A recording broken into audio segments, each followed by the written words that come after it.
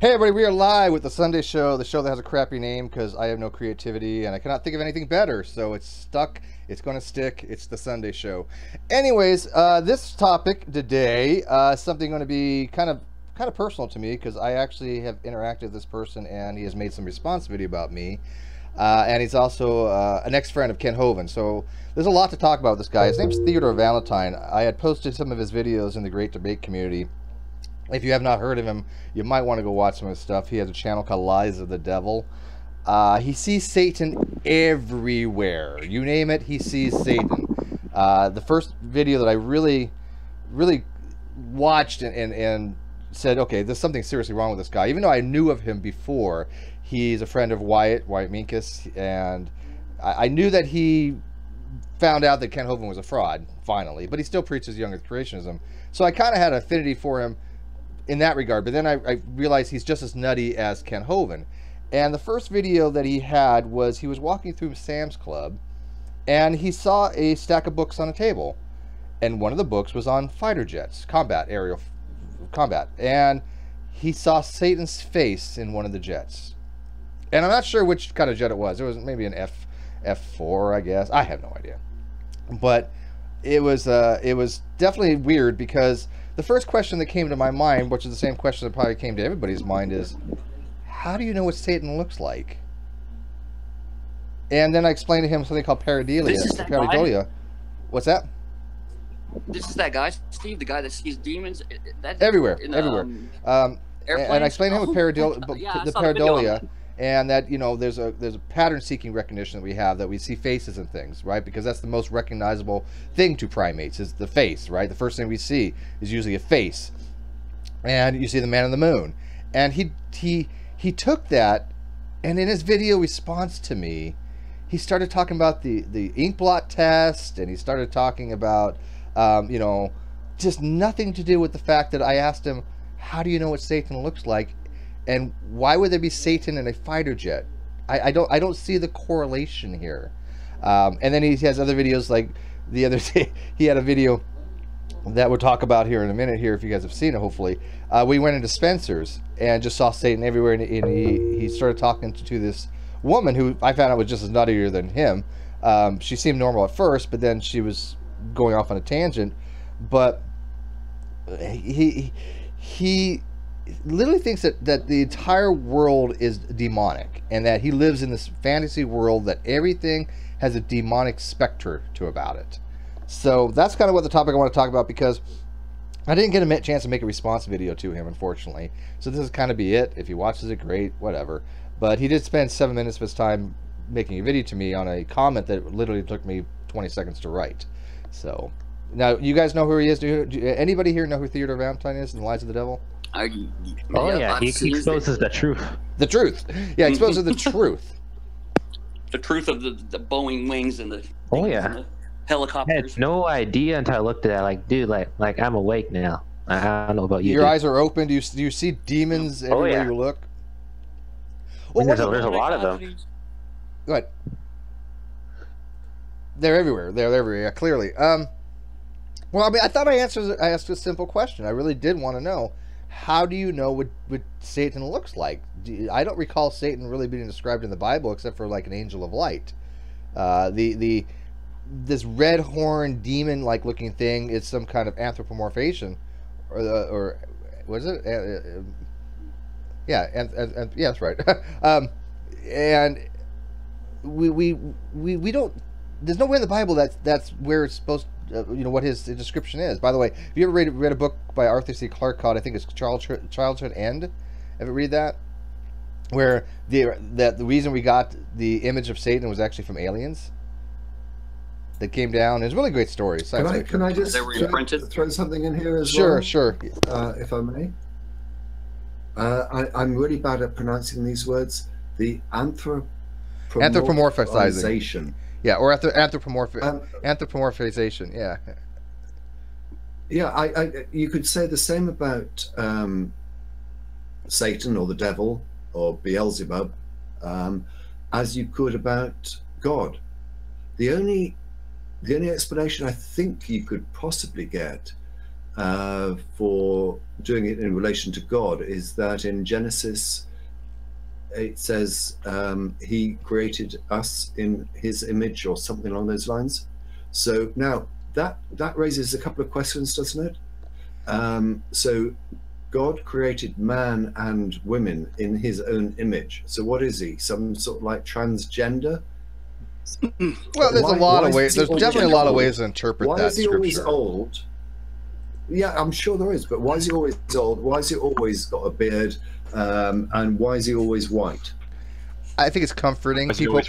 People think that somehow symbolizes wisdom because of age. You know, older people have a white beard. Like I have my white beard. You've seen my white beard. So I'm all of a sudden wise now because I have a 4-inch white beard. You know, goatee. It doesn't actually work that way, people, but that's okay. Your follicles don't hold wisdom? All my knowledge is in my hair. Well, you heard that, what is it, Samson and Delilah, when he cut his hair, he lost his strength. So if you cut my beard off, I lose my wisdom. That's not how it works. You got to stroke the beard while you're thinking. Oh, I do that quite a lot. I stroke a lot. Otherwise it doesn't work. Yeah, no, I stroke all the time. Yeah. I got something long to stroke here. Yeah, absolutely. On air, I stroke it too. So in the New Testament, Jesus is the image of the invisible God, and he says in John 14:9, once you've seen me, you've seen the Father. You know, it's not so much about what God looks like. It's more, in this sense, referring to Jesus. It's more about God's activities and his behavior. And in the image of God, it's kind of similar. It's not about what God physically looks like. It's about the earth as stewards over the earth. You know, so we're sovereign over it. Being God's image bearers is representatives here on the earth. So, and it could be more. If I ask them, if I ask, if it is a metaphor. No, I wouldn't say that. You don't understand my question yet. If it's a metaphor that God created us in his image, what is that a metaphor for? I guess I didn't understand that. I don't think it's a metaphor. Yeah, an image isn't. So we are like God. Yeah, is that what you're saying? I think General Han Solo, if I can speak for him, which of course I'm going to, I think he would probably say it's more like, look, you've got a 3-dimensional shape, like a cube, and you cast a shadow, cast a light on it, cast a shadow, it casts a 2-dimensional square, right? It's a representation. It's a very small representation of a higher dimensional thing, and God's supposed to be infinite dimensional, or something along those lines. I don't know. Again, I don't buy any of that, but I'm just saying. The image is doesn't have to be like a perfect replication. Right. Right. A 2-dimensional square would be an image of a 3-dimensional cube, right? But it's nowhere near as complex as a 3-dimensional cube. Just like a 3-dimensional cube would be a shadow of a 4th-dimensional hypercube, right? Which would be extremely complex. But the point being is that he has, back to Theodore, he has no reference to which to gauge he's seen Satan's face in a book. To me, this reeks of some kind of psychological issue, and I pointed that out in a comment to him, that, you know, I think there's something psychological here. And of course, I'm in no position to judge people's psychological state, but I can tell you right now, if you are seeing demons and angels, that is something in the DSM, if I'm not mistaken. I have the DSM-3 here somewhere. That is considered to be mental disorder. Right? Am I not correct on that? I guess, I mean, it depends. Like you wouldn't say all believers have a mental disorder. No, of course not. Of course not. But when you're seeing devils and demons everywhere, that to me is indicative of someone I would expect to have a mental disorder, right? Now, of course, it doesn't make it so, but it's something to be looked into for certainty. Yeah, definitely. Okay. Yeah. I think he's basing his little face thing off of like the medieval paintings. Well, but that's, again, you know, he's just basing it on what people have represented Satan to be. Right, but you don't expect them to know that, do you? No offense to some of the Christians out there, but not everybody knows that was just a human representation of things, and that's not literally what things look like. But everybody just kind of put that in their head, and they just kind of assume that's what. Well, I wanted him to. Excuse me. I wanted him to ask him the question. He couldn't answer it. He didn't answer it at all. It's a shame that we Christians aren't as smart as Thaddeus. Otherwise, we would know that.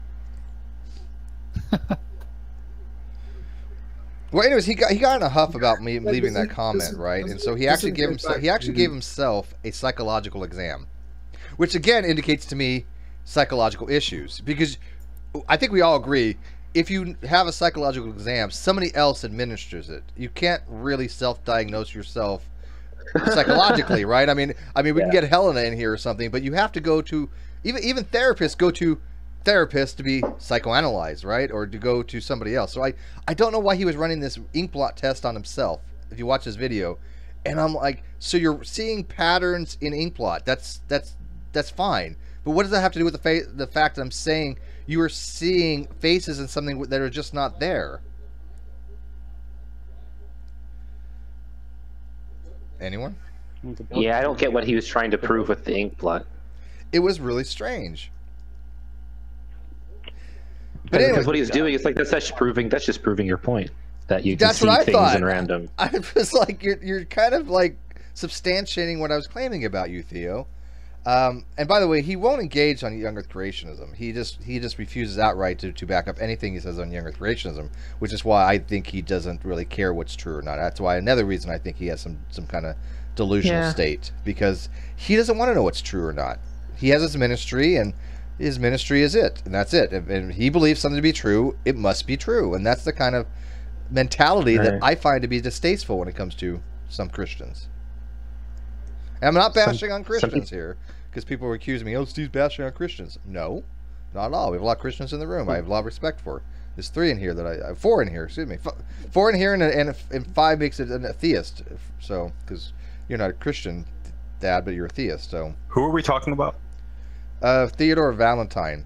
He was the one that started the Free Kent Hovind from, remember when Kent Hovind was in jail, there was this website to try to free him? He was the one that started that, or helped start it, and he eventually realized that Kent Hovind's a fraud, that he uses money for his own, benefit, that he's a cult leader, that he has a compound, he's a narcissist, he's all these things we've already known for decades, right? He finally realized that. So I'll give him credit for that. And he's very much against Kent now. But he still promotes Young Earth Creationism. And I've asked him numerous times, why won't you defend Young Earth Creationism? If this is what your ministry is teaching, and you have this belief, shouldn't you be able to defend it? And he won't. And that, to me, is disconcerting. Well, people have their beliefs that they look into, and they don't necessarily want to look into it more. Like, I had this conversation before with my mother, actually, and the thing is that she doesn't really care what Earth is or whatnot. That's not important. The important thing is, like, I guess the essentials, right? If you believe in Jesus and that stuff. There's a lot of Christians that actually feel that way. Not everybody wants to get into these weird scientific debates. No, I get that. I get that. But he has a ministry, and he has a channel. He's got just as many subs as I do. If he's going to have a ministry, he's going to preach about the gospel, and his gospel is based upon a lie, Young Earth Creationism, then his whole house of cards falls down. No, but I don't even know is that really what his gospel is based on? Because I thought his gospel is based on Christianity. Well, his version of Christianity. It is. I don't know this guy, but the extra stuff tacked on. Okay, I don't know this guy, but a lot of Young Earth Creationists will say Young Earth Creation is basically the foundation for the gospel, because the whole story starts with Adam and Eve, Adam falling into sin, and everything like that. And if you don't have that, then you don't have a need for a savior, because there's no fall and no need for sin. You're right, and that's the Kent Hovind approach. Yep, exactly. Only because they don't know any better. That's not even. But the thing is, that's not even the actual gospel. It's deeper than that. It's the whole Jesus thing, right? That should be what he's defending. I don't really. Sure, it might suck that he's not defending his non-scientific claims, but there's not too much you can do about that, dude. Well, I have a question. If somebody is teaching something that isn't true, but they believe that it honestly is true, is that misleading? Yeah, that's another thing. It's like not like they're purposely lying. I mean, maybe some people are. Yeah, but these people believe it. I'm not saying. I'm not accusing Theodore of purposely lying, because I don't think he's purposely lying. I think he thinks he's deceptive in other ways. But look at, if you are going to be out there and you're going to have a ministry, you need to have transparency. And if you're promoting information that is demonstrably wrong and it's part of your belief system that corresponds with your Christianity, that is included, and that needs to be defended. It just does. Yeah, but I'm asking though, even though he believes all that's true and he doesn't know that he's wrong, is he still misleading though? Yes, he's definitely misleading, but it's not willful. If you give out wrong information, if you give out wrong information, you're misleading people.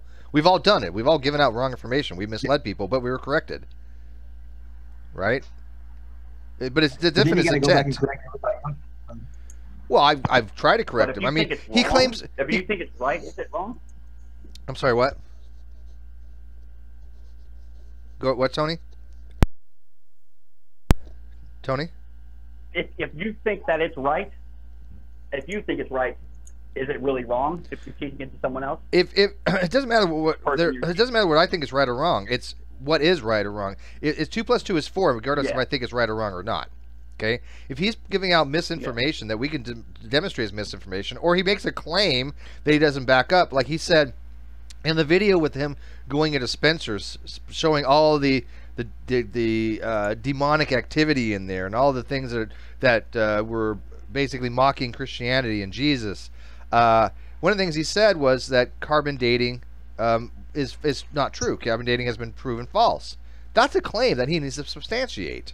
He was telling this to a lady. You can't just say things like that and not be expected to be called out on it, right? And he doesn't want to answer those charges. Yeah. The problem is I don't think that's what his ministry is circling on. His ministry is more centered on the whole demon faces and stuff like that. If anything, that should be the stuff that he should be But you see the point, Thaddeus? Justify. If he makes a claim while he's ministering to people, everybody has a right to challenge that claim. Do you agree? Oh, phone quake, I think. Does anybody disagree with that? If he says things while he's out there doing a street epistemology and evangelizing, and he says things like, well, yeah, we already know that carbon dating doesn't work and it's already been disproved, don't you think somebody has a right to call him out for that? Yes. Yeah. Of course. If he has the right to say it, then people have a right to respond. And that's my point. He doesn't, and that's where I think he's dishonest. Right. He won't back up any of that stuff. He won't even discuss it. Can I just yes. Go ahead, I mean, okay, here's the thing, though. Here's the thing. He has the right to do that, too. He doesn't have to do that. He doesn't have to answer anything. I'm not... Well, I mean, okay, there's a difference between what you mean by duty or obligation, right? I think he's obligated to, but does he have a duty? No. I mean, he's an individual has autonomy, right? He can do whatever the hell he wants. But the reality is, if you make a claim, you really should be able to back it up. And the fact that he doesn't, to me, that does imply some kind of deceptiveness, because he calls out Kent Hovind for being non-transparent and being dishonest, and yet he's doing the exact same things Kent does. I don't see any difference between them when it comes to that. I'm not sure I can comment on this person in particular. Well, maybe you should, because he's neutral. You're neutral. You don't know him, so take a neutral stance and comment. I don't know him, and I don't know what he's actually said. But I just wanted to throw in to the equation a recent example I had.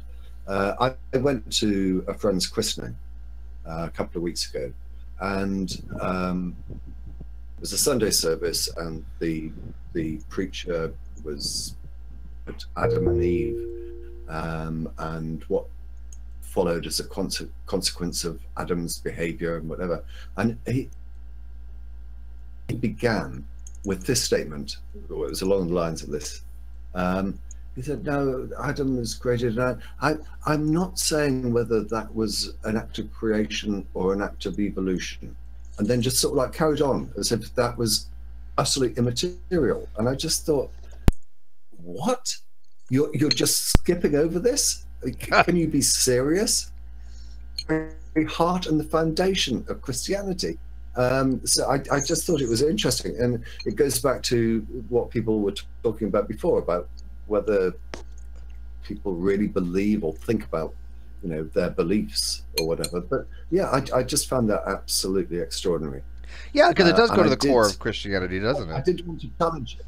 it, but because it was my friend's child's christening, I just thought it was not an appropriate sort of like platform to or circumstance to do right. it. Right, you did right on that. You got to pick your when to have your battles, right?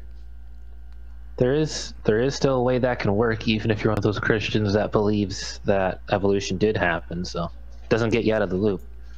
Oh no, I'm not saying it, but I mean, what a cop out! Come on, this is not me speaking. This is someone who is giving a sermon to a congregation, and he cops out on one of the biggest issues. As I said, his words were, "I'm not saying whether Adam came around by creation or evolution, blah blah blah," and just moved on. Well, maybe because he doesn't know. No, hold on. Of course he doesn't know. Hold on, or he does DPR, know, and he doesn't DPR, want may to I? say. Yeah, you probably got to divide somewhere in that congregation, and the minister is just being careful with his words so he doesn't lose his job. Remember, a minister is an employee of the church. Yes, exactly. And the congregation, or there's like a group within the church who can fire the minister. You know how you should have worded elders or whatever. And they can get fired for a lot of raises a weird very things. interesting issue. So should someone like him be paid to be disingenuous or dishonest?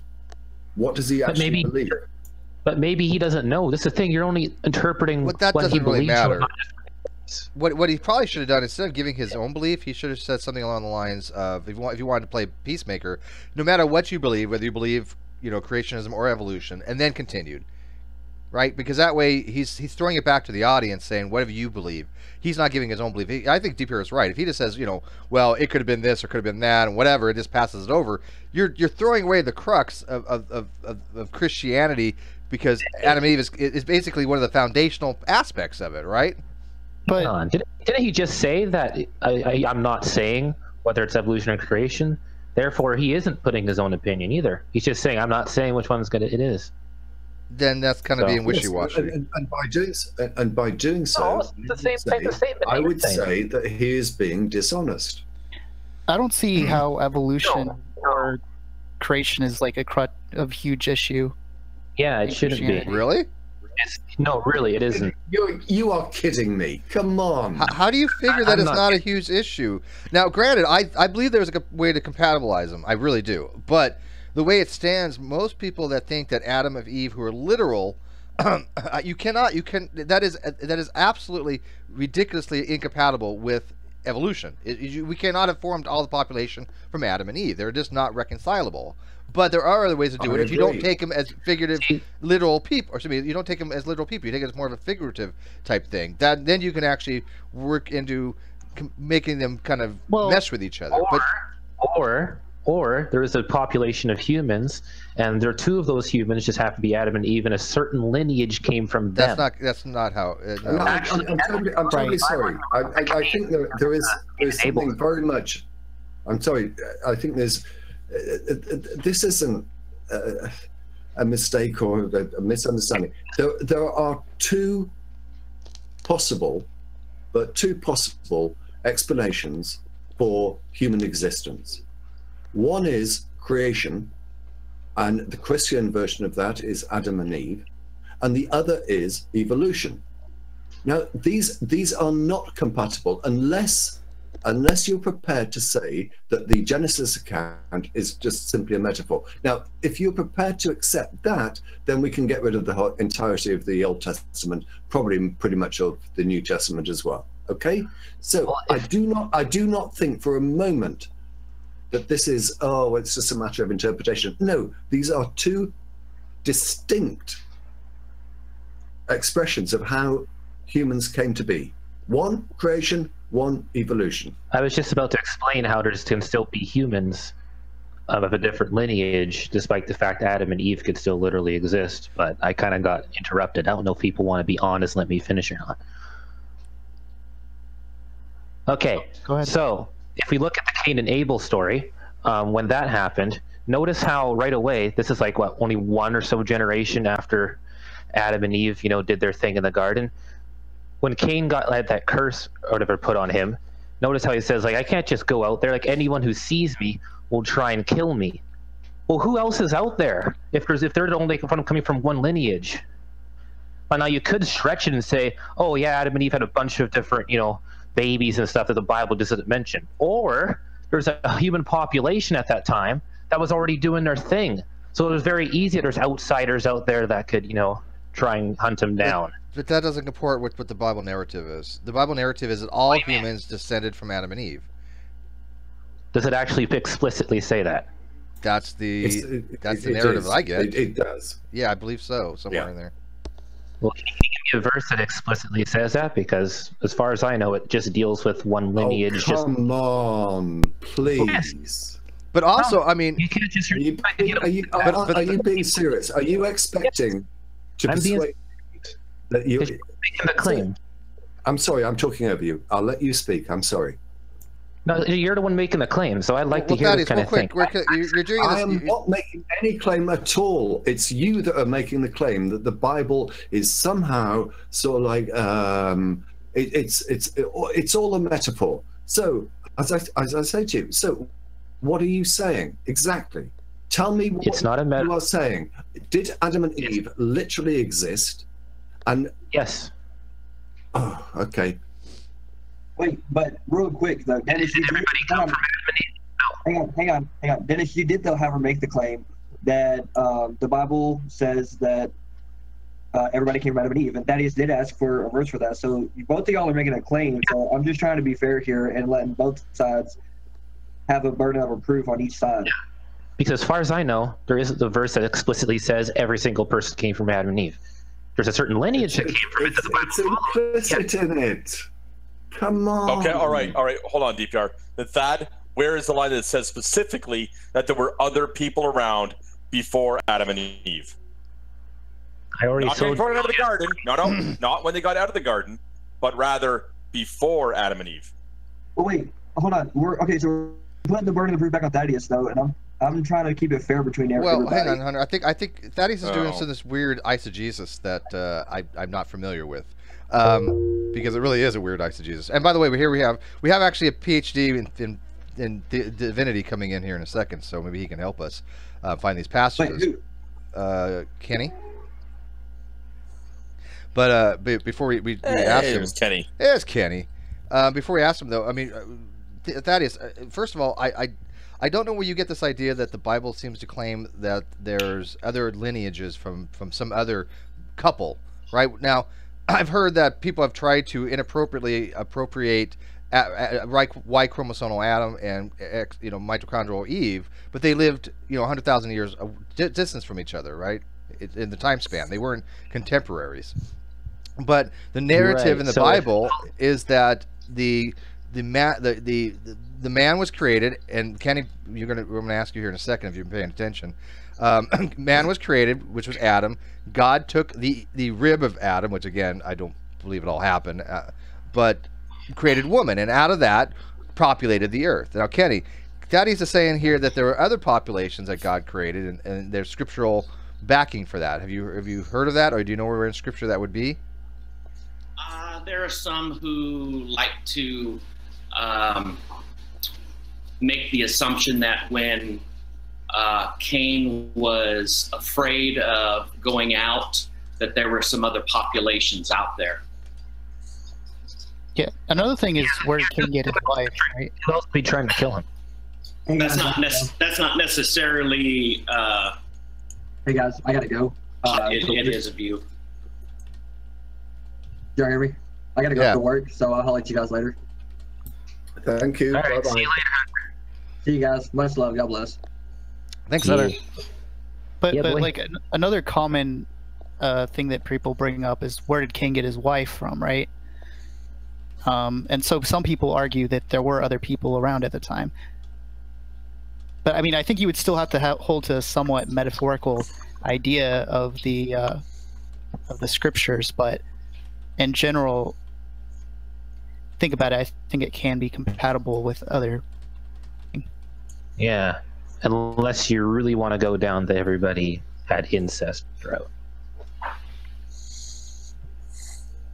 I was listening a little bit before I jumped on, and this book right here is a book that Reasons to Believe and Biologos kind of went back and discussed origins, and Biologos puts together about 4 different views on how a Adam and Eve can be conceived from a theistic evolutionary point of view, and one of those being what would be a papal bull that was put out in 1952 that basically said that once an appropriate male and female had evolved, that God took that male and female and breathed into them the breath of life, the spirit aspect, and so we're descendants from that male and female.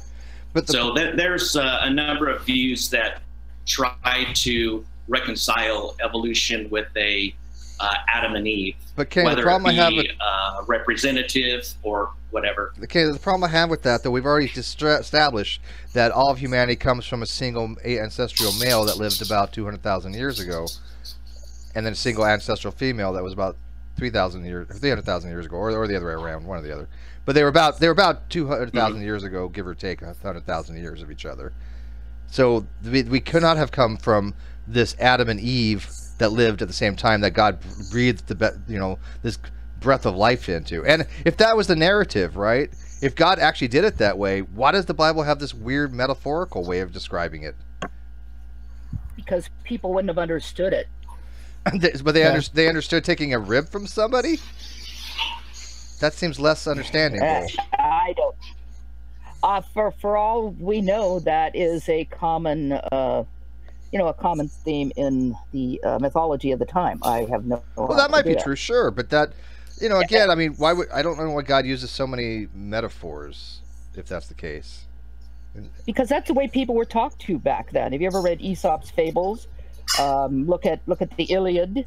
Look at the history of mythology, because carried on conversations. That's the way people taught lessons. Even today, everybody here knows about the boy who cried wolf. Yeah, because that's an easier way. That's an easier way to convey a lesson. Just like Aesop's fables, it's an easier way to convey a lesson than to sit people down and explain the lesson. Sure, for They're lessons, not going to remember right? the lesson. Well, but isn't that? But this is supposed to be historical accuracy. What's going on in the Bible? But there's a difference between conveying a parable. There's a difference between conveying a message than saying this is what happened historically, right? You think that you're going to. You also have to remember that this came about, was probably originally passed on orally. Yes. So, well, yeah, we all agree it's on more that. about Sure. what you can memorize and stuff like that as well. There are also oh, ouch! Sorry, just trying to cook here, and yeah, it sounds like are you in a kitchen, Jay? It sounds like somebody's in a kitchen. Is that you? Yeah, that's me. I'm boiling something as we hear. Okay. Well, actually, I think there's somebody else here too, but there been. Yeah, it sounds like Kenny. I think it's Kenny. That could be it. It's there's been a lot of research done on oral, oral tradition and carrying on oral traditions. And on the one hand, oral tradition better than people think they are. You would think that over the years things get, wildly changed and moved. But on the other hand, they are not so good. The thing is, there's a marvelous study of the Iliad. I don't have it at my fingertips, sorry.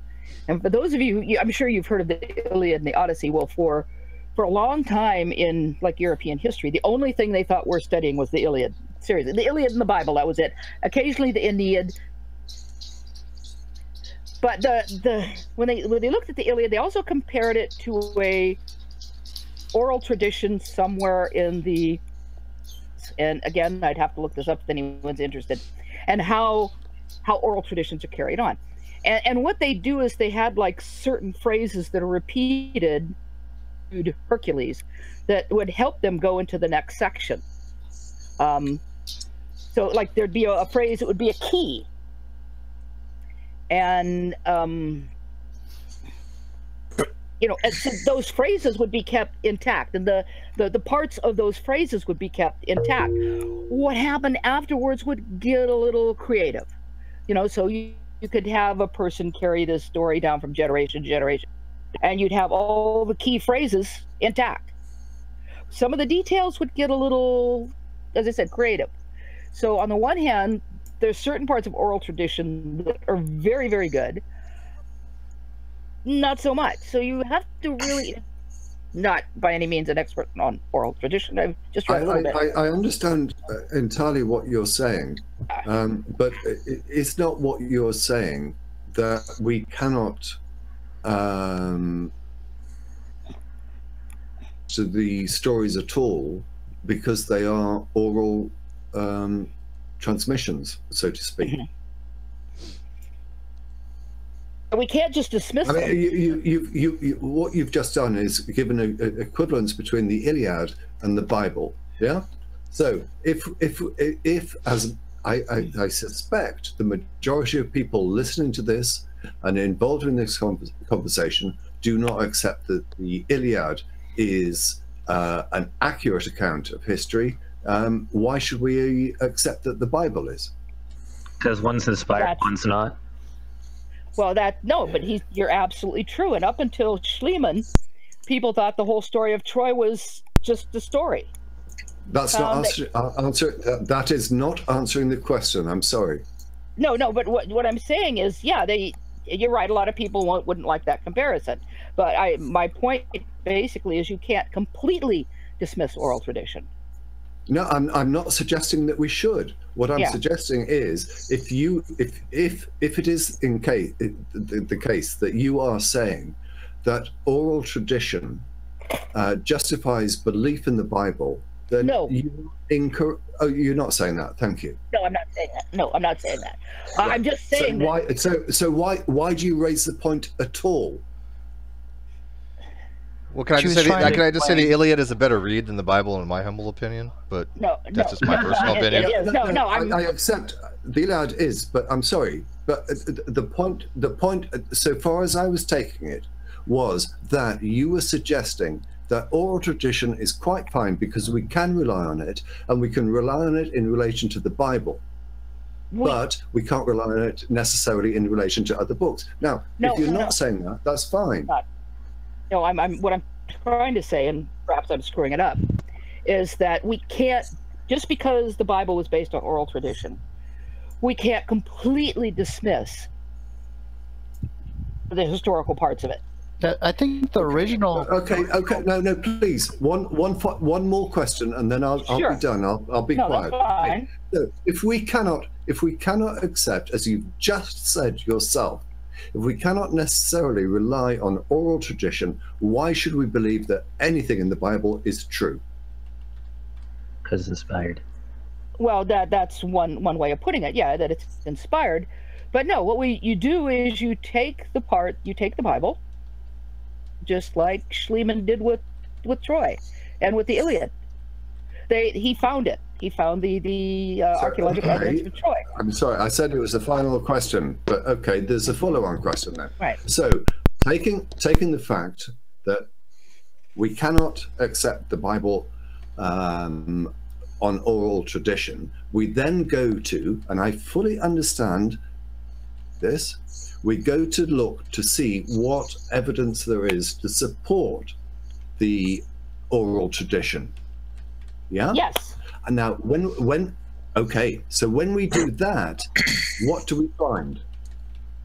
Are you suggesting that if we do that, we then find supportive evidence? If so, what is that evidence? And we'll take, if you don't mind, a piece at a time. You're going to find supportive evidence for certain things. You're going to find supportive evidence for certain kings ruling. Give me your best example of the supportive evidence of the oral tradition. So I don't have one. You don't have one. We're done. I don't know because I don't have that memorized. I'd have to look it up. And some things are clearly for that kind of thing. There are people in this community who could probably speak to you on this, but not her. She's not the I don't memorize that. If she's not capable of doing it, then find me someone else that is. Okay. Stop wasting time. Robert's not here right now. I could so I mean there's plenty, for example, if you think about the story in Exodus, right? Yes. where this is where God kind of tells him what his name is, right? He tells Moses what his name is. He says, "I am he who is." That's ultimately related back to sort of the Aristotelian existence of God, where there's a ultimate unchanging first mover that just is being itself. Can I pause you there? I honestly, I've turned my camera on deliberately because I think it's kind of unfair to hide behind an icon. Okay. Honestly, do not understand a word that you've just said, and I genuinely want to, because if you are correct in what you're saying, it. But it's just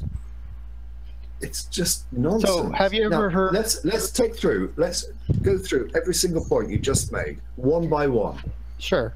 Have you ever heard? Okay. Is that fair? So like the general like cosmological argument type thing, right? And we can. It's got absolutely nothing to do with what it does. It does. It's the same sort of argument. Yeah, okay, let's go with it. It ends with... I'm sorry. What I thought you were talking about was something about God telling the people in Israel or Egypt, right? And now you're talking about a cosmological argument. If I'm trying to relate this back to evidence, and the evidence is found inside the cosmological argument, right? And that argument ends with like a necessary being, right? That's the general idea, whether you accept the argument or not. I don't accept that argument, no. Well, that's fine. So, but I'm just trying to relate it back to the story so you understand where I'm coming from my perspective, right? So instead of the story of the burning bush where Moses talks to God, he asks God, "Who shall I say sent me?" Right? And so God says, "I am." Tell them that I am who is. And traditionally, the church has interpreted that as saying that God is being itself, his essence is existence. And that's the same sort of thing that we get from the conclusion of these cosmological arguments. And that's why I think that's why I sort of accept the Bible. And I don't accept everything in the Bible as being 100% literally true. But that's one case where I do. Are you done now? Yes. May I respond? Okay. I will come back with you with exactly the same response. I simply do not understand what on earth you're saying.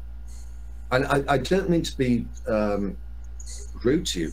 I genuinely. I think you do. This just sounds like rhetoric. No. Like you're just being rhetorical. You're just trying to beat up on him. How is I do not. Actually, I honestly don't know how you don't get what he's saying. I do not understand what you are saying. How is that rhetorical? Okay, fine. Exodus 3. I'll try to explain. Exodus 3. What he's saying is that in Exodus 3, we have a claim that God is being in itself. He's necessary in his existence, and everything else derives its existence from God.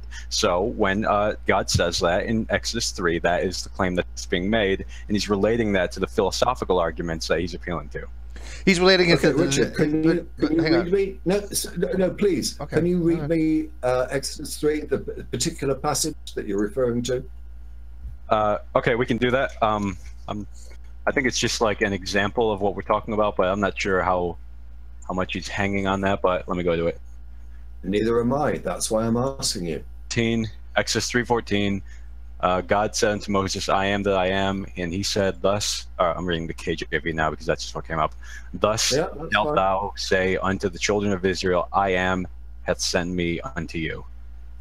Okay. And so you read into that what? I'm genuinely curious because I simply do not understand what you read into that. So okay,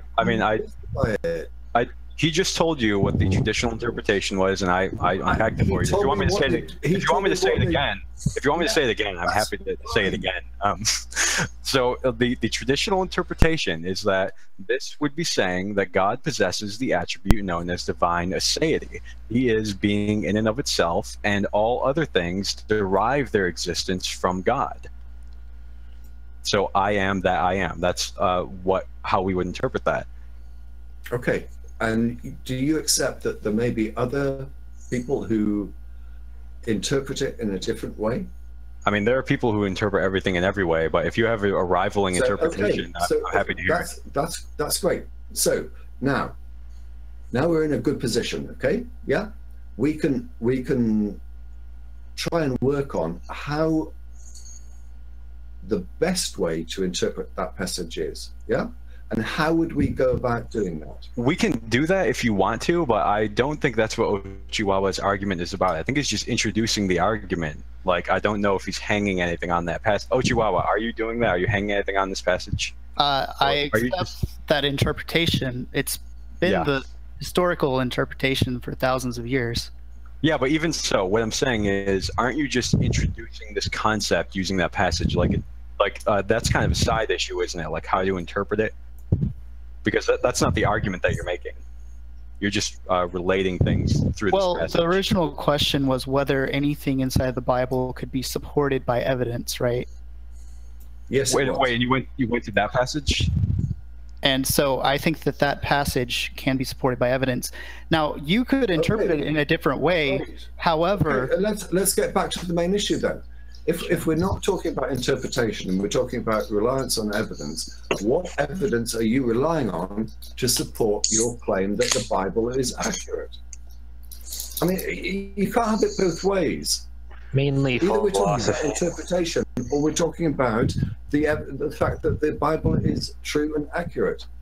Yeah, Wait, sorry, what's that dichotomy which again? one? Can you repeat that dichotomy? Either we're talking about an interpretation or yes. Okay, I'll repeat it. It's no problem at all. Okay, so either we're looking at the Bible as a sort of like metaphor from which you can learn messages and blah, blah, blah, or we're talking about the Bible as a factually correct statement. Now, as far as I was concerned, I was being challenged, or I was challenging someone on the basis that the Bible was accurate, factually accurate. And what I was given was this passage in Exodus.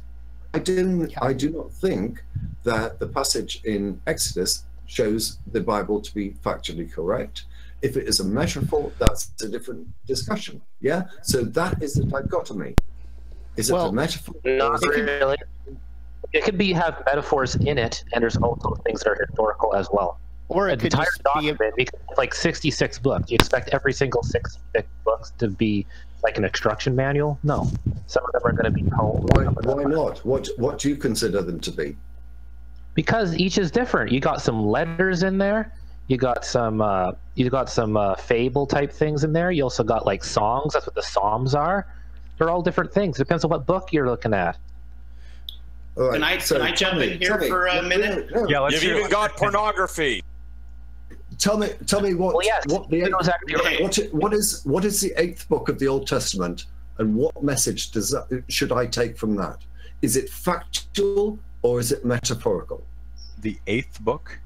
Yes. I can look. I'm not sure which one that is. Please do. The 8th book of Moses. You do not even know what it is.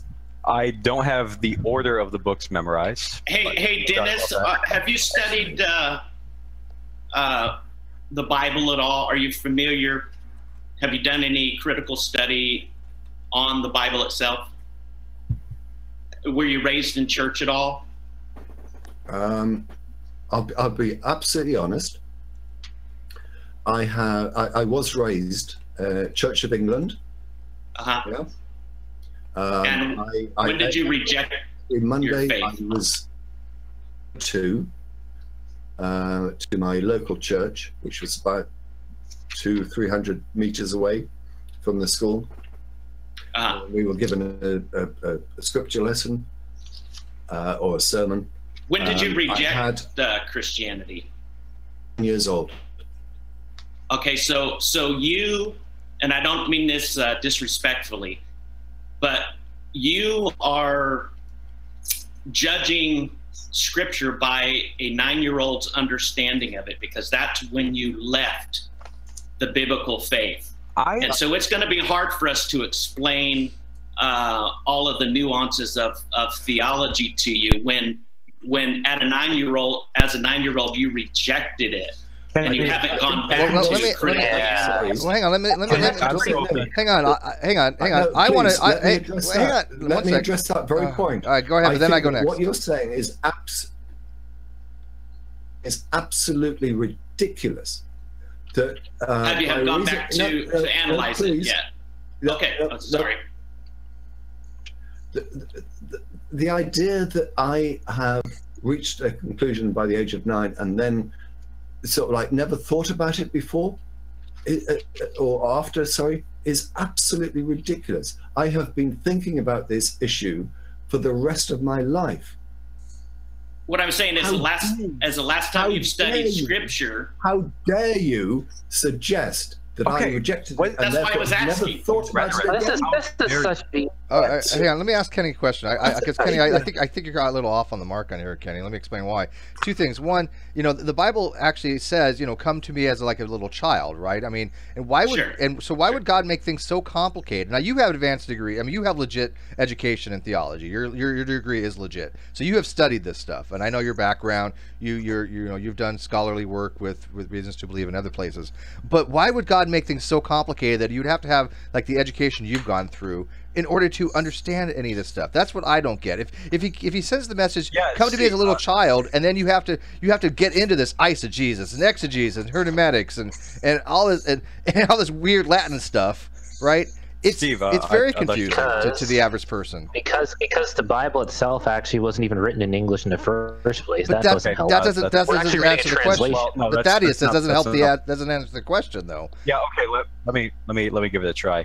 I think the message of the Bible can be understood by somebody at a young age, but as you learn more, I mean, as you get older, you will learn more about the Bible, and then somebody, and I think Kenny would be saying that if somebody's raising objections, then they still have that surface level. It's kind of like pretty much like any other discipline in this sense, because you can have like a surface understanding of something, but then if you try to raise objections based on that surface understanding, you would say something like, well, you're basing all this on like a 9-year-old. Okay, fair enough.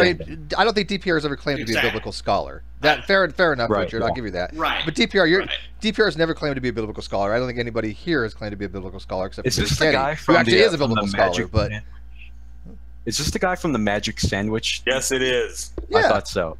You don't know DPR? I know him. Yeah. He lives in infamy from the Magic Sandwich show. Okay. DPR is okay. You can come out. You don't have to hide behind your camera. They're just a little more on one side. He's got a lot of rhetoric. Like, how dare you, sir? Well, what's wrong with rhetoric? It all seems. Wait, Richard. Richard, what's wrong with rhetoric? Rhetoric is actually a good thing. It depends on how you use it. Yeah, no, it can be a good thing, but it's not actually honest. All I was trying to say is that it's kind of like the Young Earth Creationists. Their last science class they took was in 10th grade, and now they try to go back and poo-poo science when they haven't even looked into it critically. They have a Sunday school education when it comes to the Bible, a lot of atheists, and they never go back to it and even look at these issues. There's been tremendous amount of archaeological evidence that substantiated every aspect of Scripture. Well, I think obviously certain places existed. If you don't believe me, look into it. Look into it if you don't believe me. Name one. Okay, let's say this. The skeptics used to say, you Christians are crazy. Pontius Pilate never existed until they found a stela that said Pontius Pilatus the Curator. 1967, that was the skeptics' argument against Christianity. Pontius Pilate never existed. I've never said that. I've never relied on that argument. No, I'm giving you. No, skeptics have always said, the Bible's from there. Years later, the Bible's substantiated. They go on because they poke. It used to be the Hittites never existed. It used to be there's no evidence that straw was used in the bricks in Egypt. It constantly on and on and on, and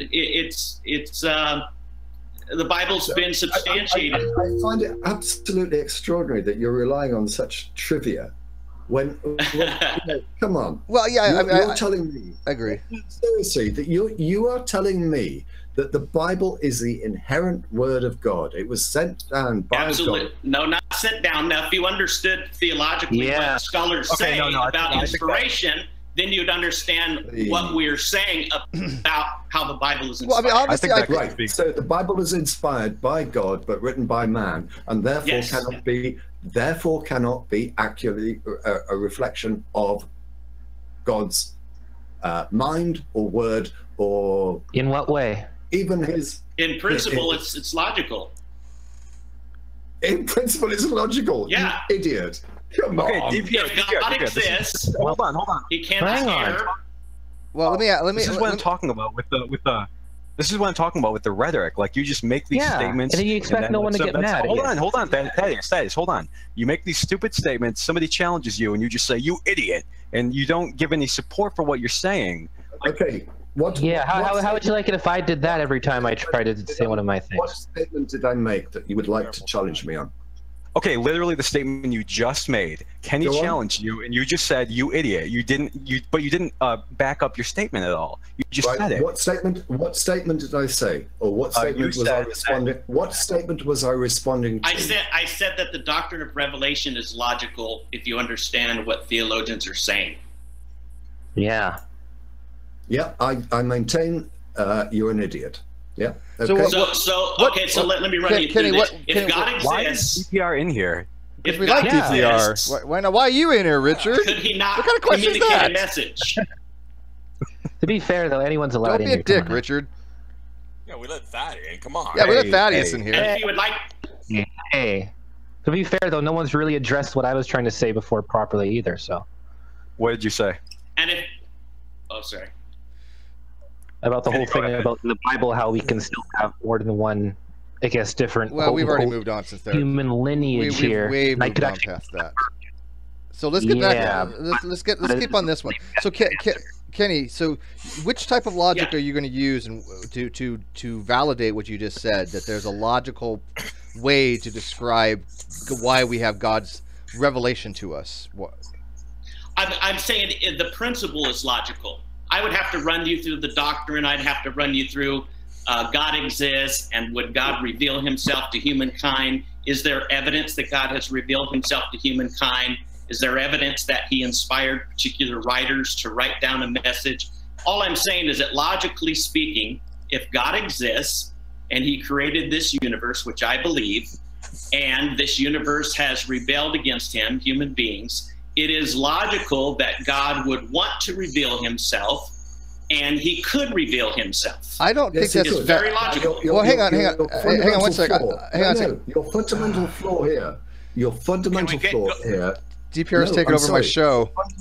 Is you allow prove exists.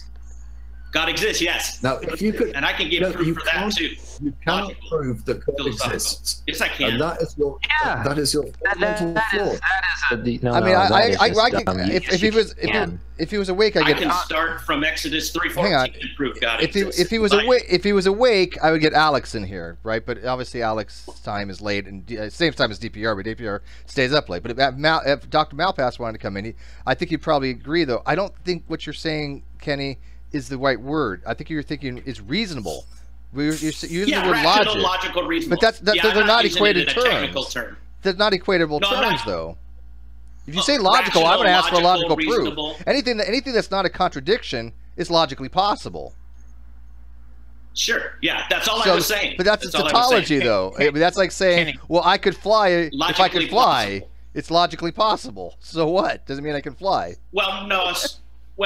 All I was saying, I use the word logic, rational, interchangeable. Yeah, be a little bit precise on that, because it irks me when I hear people say that. Oh, it's logical when they're not actually using logic; they're using reason. Kenny? Why did God choose Middle Eastern goat herds to convey his, his or its message, instead of sort of going to somewhere, a base of civilization like China, Rome, ancient Greece? Why do Christians, Jews, and Muslims base their religion on revelations that were made thousands of years ago, but nothing since. You know, why can't we get God in this hangout? You know, I invite God to come into this hangout and defend his existence. Well, there's comment.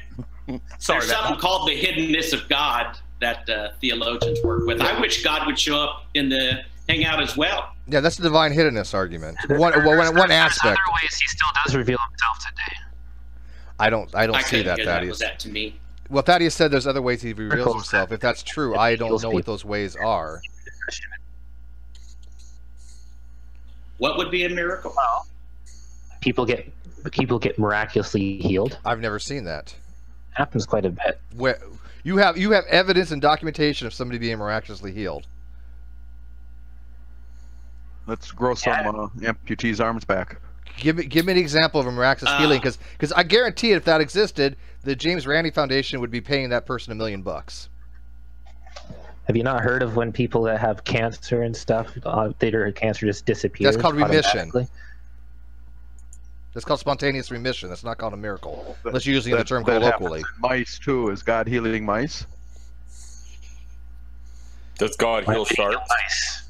Sharks get cancer. You know, on the divine hiddenness thing, sharks are mice now. Yeah. I'll go. All creatures great and small, Thad. I'm amazed at the levels some people go to. Here, somebody asked for God's social media. Hey guys, Ochiwawa. God does have a Twitter, by the way. Guys, Jesus Christ has a wants Twitter. To address the divine hiddenness thing. What's that, Richard? Ochiwawa wants to address the divine hiddenness thing. That's a complex argument. Do you really want to go down that line? Well, I mean, all I was going to say is think about Jesus said to the disciples when he gave the parables, right?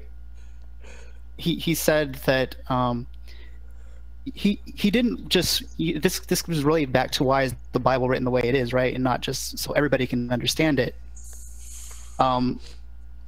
Ultimately, because God wants those who seek him, and this kind of like knowledge of God and knowledge of the truth is a reward for people seeking him, and that's kind of how I look at it. Yeah, I know, and I get that, but I think I always find it odd when people say things like what God wants. Like we have some kind of ability to know what the mind of God is, right? I mean, we could do that with people. Like if somebody, like, you know, if you're married and you know your wife wants some ice cream or something, you know, you could make that probably that reasonable thing. But I don't think we have a clue what the hell God wants. He created us. He created us with the ability to reason. So surely he wants us to reason, right? Hang on. When was it established that he created us? When was that established as a fact? This is an internal. This is an internal critique. Yeah, this. I'm fine with that. Hey, if I may speak frankly, if I may speak frankly, I struggle just like everybody else does, and I wish the doctrine of divine hiddenness wasn't true, because it gets tough in this world, and I understand all the human struggles that we all have. So I'm not sitting here pretending like I've got the answers to everything, or that I'm happy with the answers to everything.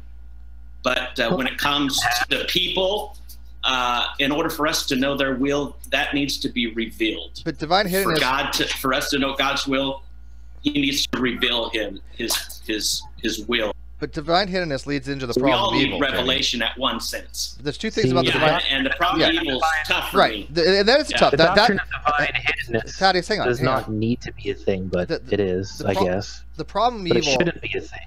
The problem of evil, to me, is one of those most difficult challenges against theism. It really is. And divine hiddenness is really related to the problem of evil, and there's also more to the things to the divine hiddenness as far as like the non-resistant non-believer, right?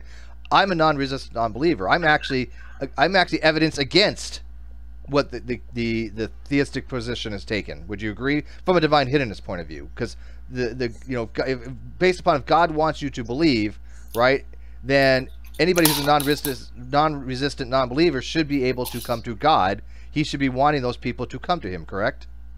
But he doesn't. Sorry, Steve, you're breaking up there. Oh, am I? Yeah. And is that more evidence against his existence, or is that more evidence against whether we should worship him or not? Because I don't think that says he could still exist and still be all divine.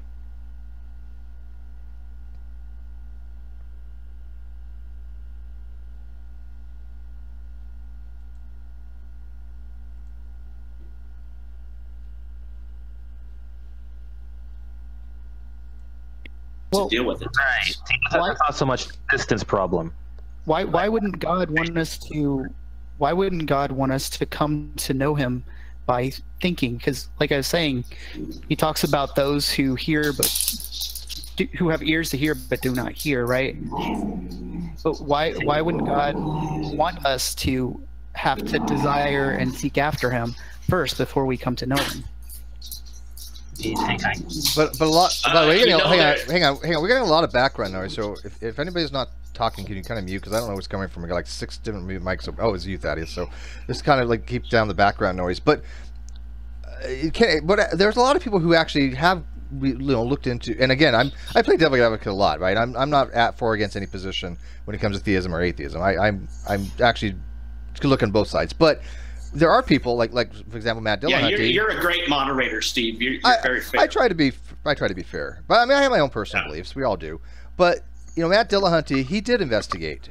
He was studying to be a minister for a very long time. He's actively sought, and yet more he read, he found more problems and contradictions. And by the way, yes, I firmly believe there are contradictions in the Bible.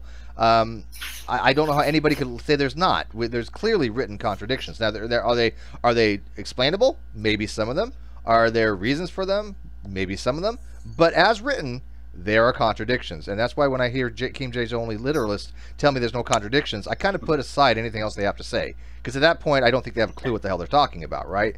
But my point is that he was led away from God. Why would God allow that to happen? If he's asking people to be led to Him, and people are actively looking for Him, why would He send somebody like Matt Dillahunty away? I'm just curious. I'm using that as an example. I really don't know. I do know that I have got some answers from Saint Irenaeus, and of course modernly the British scholar, I think, John Hick, and their answer to the problem of evil is that of an issue of soul making. That the fight, the resistance against evil and suffering makes for a better moral being. And so the fight against the struggle, same way with weights, man, you got to fight, or with music, you got to practice, you got to sweat. And so their idea is that, God hides Himself so that we do work, and we work through that doubt sometimes, and we work through that hard difficult road. Kind of reminds me of what my swim teacher did to me when I was little, which made me afraid of water. Every time I would get there, she would step back. I'd swim more, she'd step back. And for some reason, that might be an answer for evil and suffering, divine hiddenness. I gotta be honest. Hunty left too. I gotta be honest. Thaddeus, you're killing me here, man. Let me speak. I think a lot of these things are post hoc rationalizations. Now, granted, they might be an explanation, but they don't directly answer the question as the question's posed. And I don't think there's a deliberate intent to be not answering the question. When somebody says I don't know, that's a fair answer. I don't get upset when somebody says I don't know. I don't at all.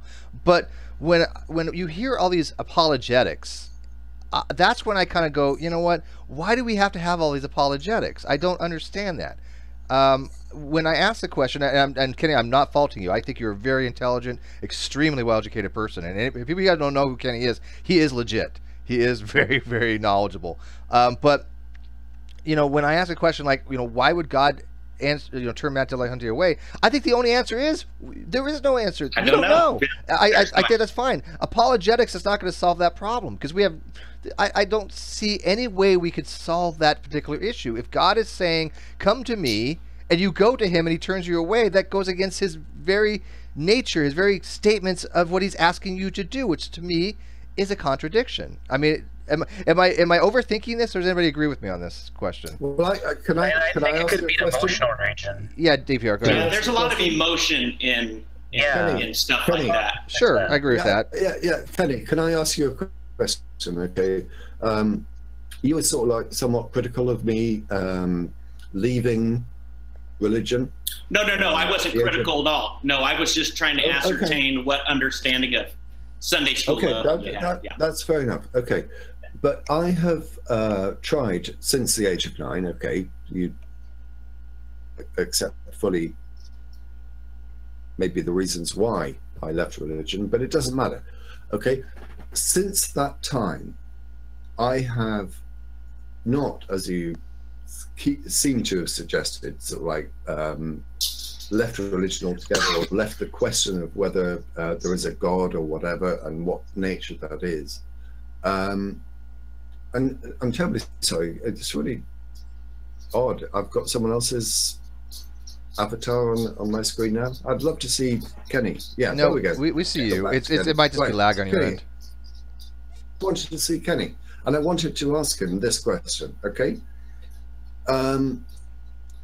I am very open-minded about the existence of a God or whatever. It's something that I still question. Now, can you answer me this question? For some reason that you have found yourself persuaded that of the existence of a God.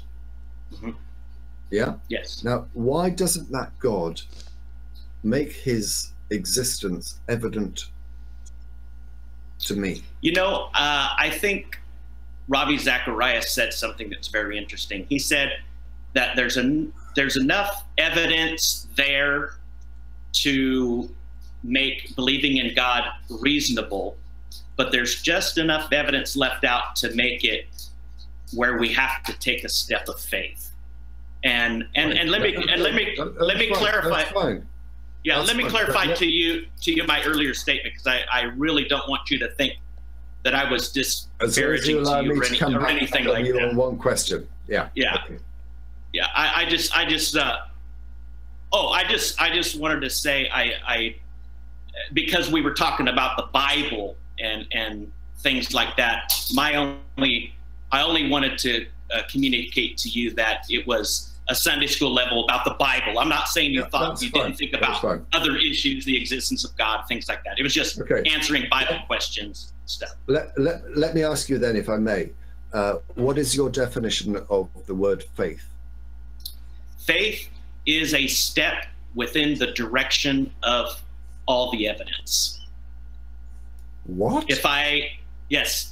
Biblical faith is trust. Come on. Trust in the evidence.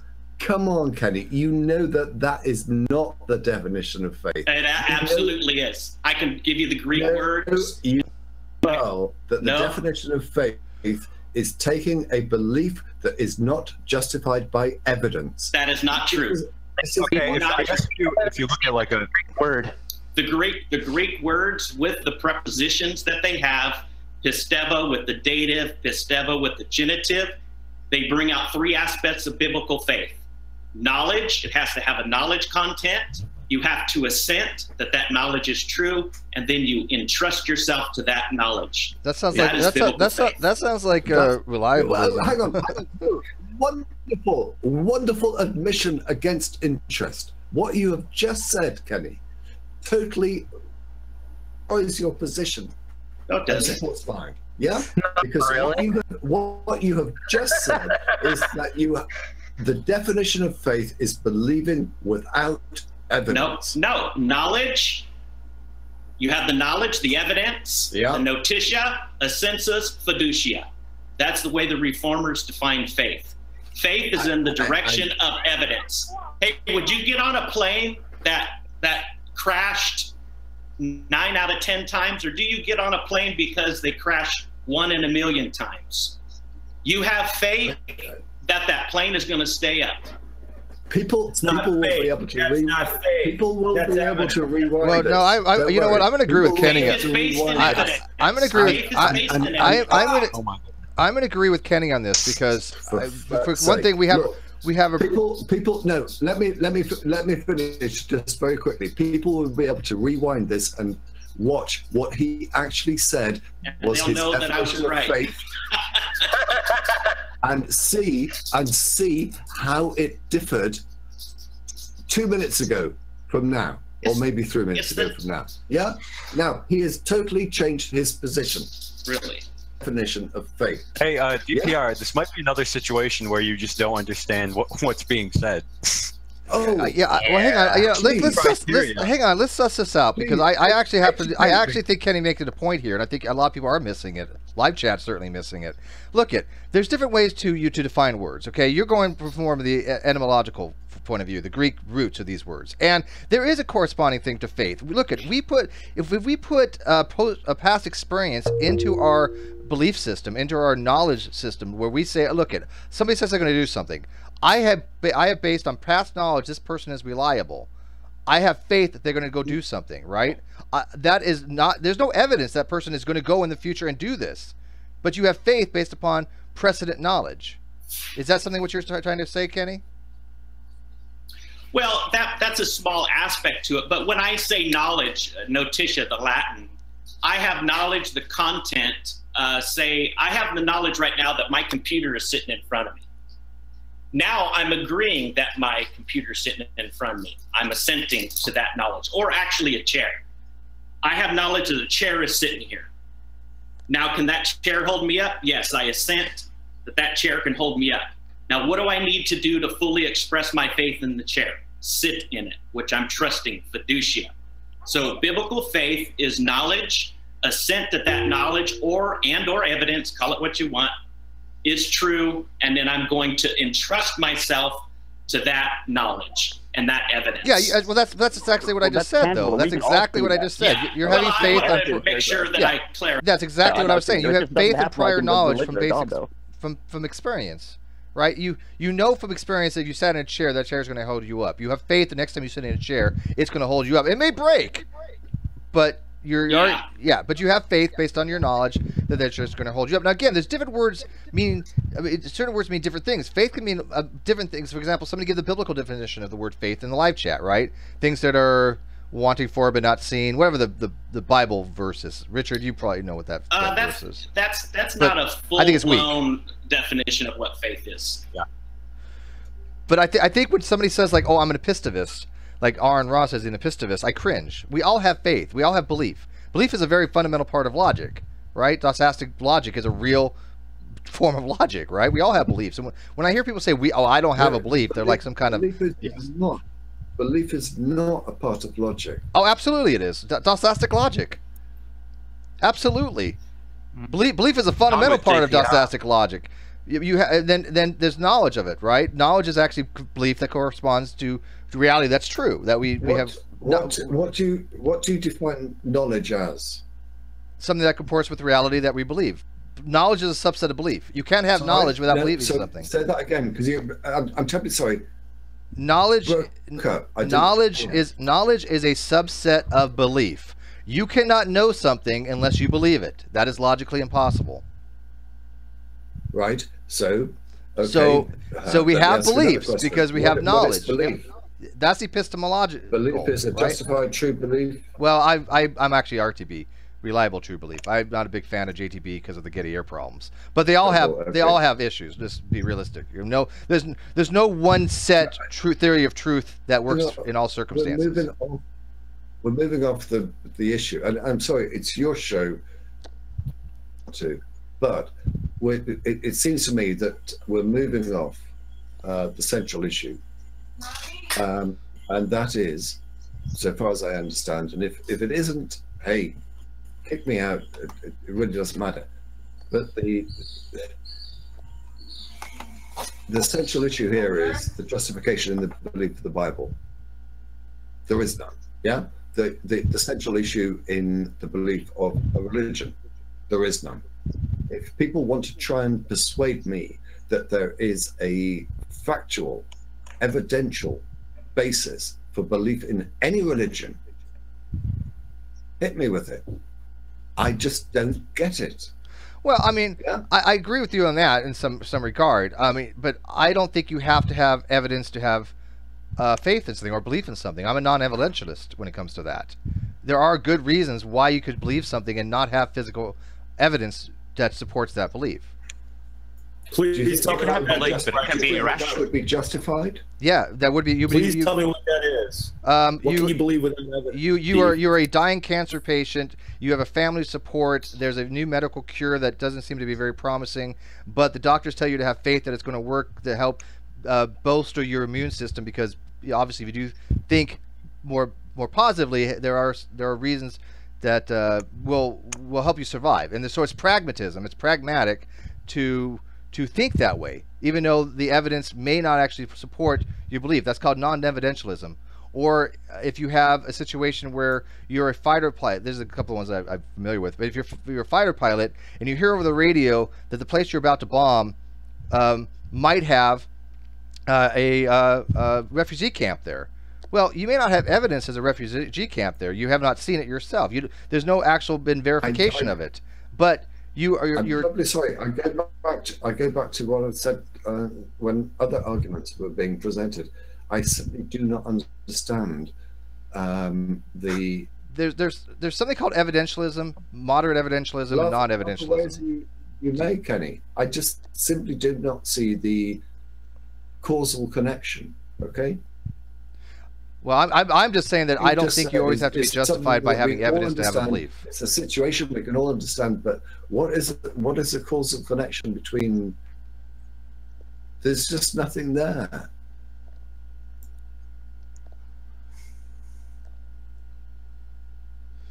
You want to answer that, Kenny? Is everyone totally lost with me here? Well, I think you're not. Someone in the conversation put something. Someone in the side. We're admiring your accent right now. No, I'm not. I'm not admiring your accent. I agree. I agree with DPR. So the Bible is a. Are you an evidentialist then, Stephen? I mean, do you actually think there has to be evidence to support every single belief? There has to be credible evidence, and I fall back on extraordinary claims require extraordinary evidence. The Bible is an ancient, well, it's a collection of books. The first two books of the Bible, Exodus and Genesis, we know to be entirely fictional. There's virtually nothing in Genesis or Exodus which is factual. The captivity in Egypt. A group of I think Jewish archaeologists went out to confirm the captivity of the Hebrews in Egypt, came back and discovered that it had never happened. It was so essentially the stories of Moses and all this stuff is just. Oh, I agree. There's probably little evidence. I don't think that they need to talk to you guys. Need to talk to General Han Solo on that issue. We have we all talked to General Han Solo. Just one second. I find this one of these extraordinary statements. You said you didn't find very much evidence. Well, did you find any evidence at all? Sorry, I'm talking to the host now. For the Exodus, there are some newer things out there that General has brought. Yeah, hang on. I found some evidence, right, and this is what it is. Or I didn't really. There is some newer evidence that are out there that General has given, that he has given out to support the Exodus. But I think what I've seen, the overall consensus among biblical scholars, I don't remember what it is. You'd have to ask General. It was the Hyscos. It's called the Hyscos expulsion. They've done some digging in a virus. They even found a signet ring that said Jacobab, which is Jacob.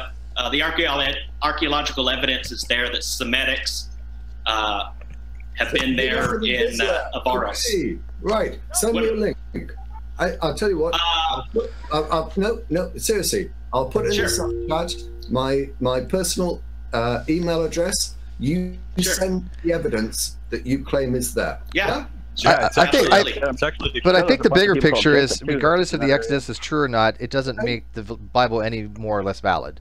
It has no effect on that, to me, because I think I take the Bible as allegorical for the most part, or metaphorical. I think most of it is probably wrong, except for locations and some. That's okay. You keep interrupting me. It's okay. Just interrupt me anytime, Daddy. This question. 13. And it goes back. It's a question I posed to someone else, but I'm going to pose it to you now, if I may. Okay.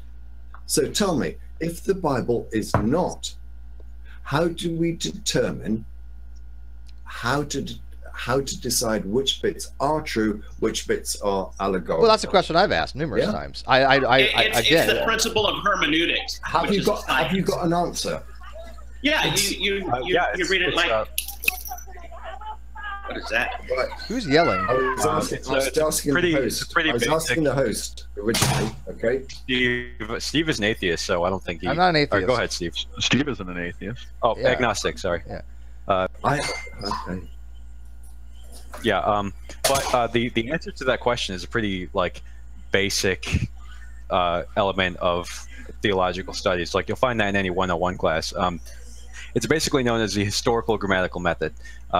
When you are looking at something in the Bible, you interpret it within this method, and there's the literary context and the cultural context. Some passages you in trying to decide if it's a metaphor, we will use this method to cross-reference it with things that are happening in the culture, see how they're using the language that we see in the Bible, and see what kind of book it is, within for example, the Psalms. If it's in the Psalms, you can probably say that there is a lot of metaphors in there. So the historical grammatical method would be the answer. And what's interesting about the book of Genesis is that the first 11 chapters of Genesis is written in what scholars call exalted prose. So, for example, you'll get the creation of man and woman, and you'll get it written in a poetic form. So there's some disagreement on the genre of Genesis 1 to 11. So some stuff is not so clear. That's why you get different interpretations of the book of Genesis, especially the first 11 chapters. Okay, I just want to get back to Richard, if I may. Richard, can I ask you this? The main books of the New Testament, Matthew, Mark, Luke, and John. Yeah. Mm-hmm. Can you tell me who they were written by? Sorry, is that like just a disconnected question, like something separate? No. I want to know. You tell me that we can look at the Bible in certain ways, and we can determine. Yeah, you can do that and determine if something is like a metaphor. Tell me who wrote Matthew, Mark, Luke, and John. Yeah, so you can do that and determine if something is a metaphor, but I don't know if you can do it for that kind of thing, like to determine who the author is. You cannot tell me. Okay, well, traditionally they will be Matthew, Mark, Luke, and John. Matthew, Mark, Luke, and John. They are characters in the New Testament. They're characters. Yep. Mark was Peter's amanuensis. Yeah, but I have the answer. Didn't you want? I mean, that's kind of how this goes. Like, if someone else wants to talk, I'm fine. You understand the importance of this? Well, that's why I know the answer to that, so that's why I was jumping in. None of us are allowed to be here. Might as well be a one-on-one. Okay, but no, this is not a sort of like, oh, I've got you sort of like. No, it's question. not. I'm not trying to do that. So I go back to Richard, okay? And it's not a trick to understand why so many people sort of like imbue Matthew, Mark, Luke, and John, and whatever, and think that these were written by the very disciples of Jesus, if he ever indeed existed, right? Out of I say, I catch you. I'm genuinely asking you to try, seeing as you think. I don't know. Do you think that they were written by people? Or who wrote them? And if you do not know who wrote, do you have any respect for their content? Yeah, that's a good question. But the original question that you asked was how you can tell if something is a metaphor. So I'm trying to like connect it with that. So, but anyway, yeah, sure. That's good if you can do both. Oh yeah, I mean, great. I'm not sure. Well, my point is, I'm not sure how we're connecting that. Like, but I guess that doesn't really matter. So, authorship. I would probably accept the traditional interpretation or the traditional authorship of Matthew, Mark, Luke, and John, but I also don't know if it matters that much. What is the traditional? Matthew, Mark, Luke, and John. Matthew, Mark, Luke, and John are the authors of Matthew, Mark, Luke, and John would be the traditional interpretation. Or they are the disciples of Jesus. Yeah. But yeah. I mean, is that inconsistent with Luke? Why not Luke? Why? Because he wasn't. Okay. So, but your question was, why should we trust anything? You know, if we don't know who the authors are. Well, no. Hang on. You made an interesting confession, I think. Yeah. Matthew, Mark, confession. Luke, and John. You just asked a question. Yeah, and I'm going to re-ask it. Okay. Yeah. Matthew, Mark, Luke, and John. Do you think that they were written by? And you. The interesting thing that you said was maybe Matthew, Mark, but not Luke. Yeah. That's what I'm interested about. Yeah. So if you look at the beginning of the Gospel of Luke, and it's typically we'll call it Luke Acts. They are letters to a Roman ruler, Theophilus. So he is collecting historical information about Jesus, like the narratives that are circulating, and putting them into this one account so that this ruler Theophilus will have accurate information about Jesus. So what Luke is doing is he's acting kind of like a historian, even though he wasn't one of the disciples. Okay, so let's just make sure we're clear about this. You're saying that Matthew, Mark, John were written by his disciples, Jesus's disciples. Yeah. Yeah. Right. Okay. And Luke maybe not. Yeah. Luke. Okay. So can you explain if Matthew, Mark were written by eyewitness testimonies? Why are there so many differences between them? Because they are written by different people with different memories. You just said they were written by the same people. No. The same eyewitnesses. Yeah, but they are also different people in and of themselves. If you and I were, Dennis, you're too much, man. Hold on. DPR, if you and I were to write an account of this Google Hangout, we would both be the same person with like for example, I would write, man, this guy DPR, he came in with all this rhetoric, and you would write, no, this guy Richard came in and he had no idea what he was talking about. So we would be two different people, but both eyewitnesses, and yet we have differing accounts. But you guys would get certain things correct. Like you guys would say it was a sun, it was about 7 o'clock. So even though you guys have different preferences, there would be a commonality between. Well, not necessarily. That's what DPR is talking about. Like there's some factual things that don't align.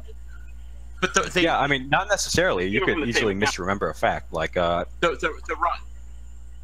writers of the Gospels, if they were all trying to push an ideological message, they would have surely had on very the Gospels are contradictory on various points, and some of them quite important points. And why would they be contradictory if they're all trying to push the same narrative and the same ideology? And wouldn't God have corrected the the contradiction? I mean, not necessarily. I would think so. If there was an all-powerful God, he would be able to correct those contradictions. I think that's a good point too. Down. There are some. Hang on one sec. There are between the Gospels, especially the Gnostic Gospels, but the John was I think one of them's way off. Is it John? That's the one that's completely different. Luke. But there are some major. John's what you think. Yeah, John's not one of the Gnostic Gospels, right? So there's fundamental differences in the stories that just, to me, if you were like a detective, you're going in and you're investigating this story, it would raise huge red flags. Like one person says the stone is closed, one person says it's open, one says they saw 2 angels, one says they saw nothing.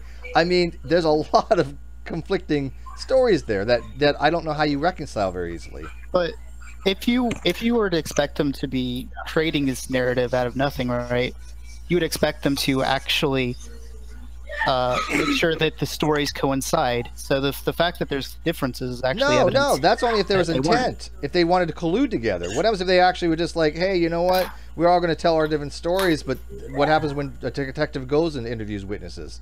They're not colluding together. They do have a lot of different discrepancies in their stories. I mean, eyewitness accounts are like the least reliable, right?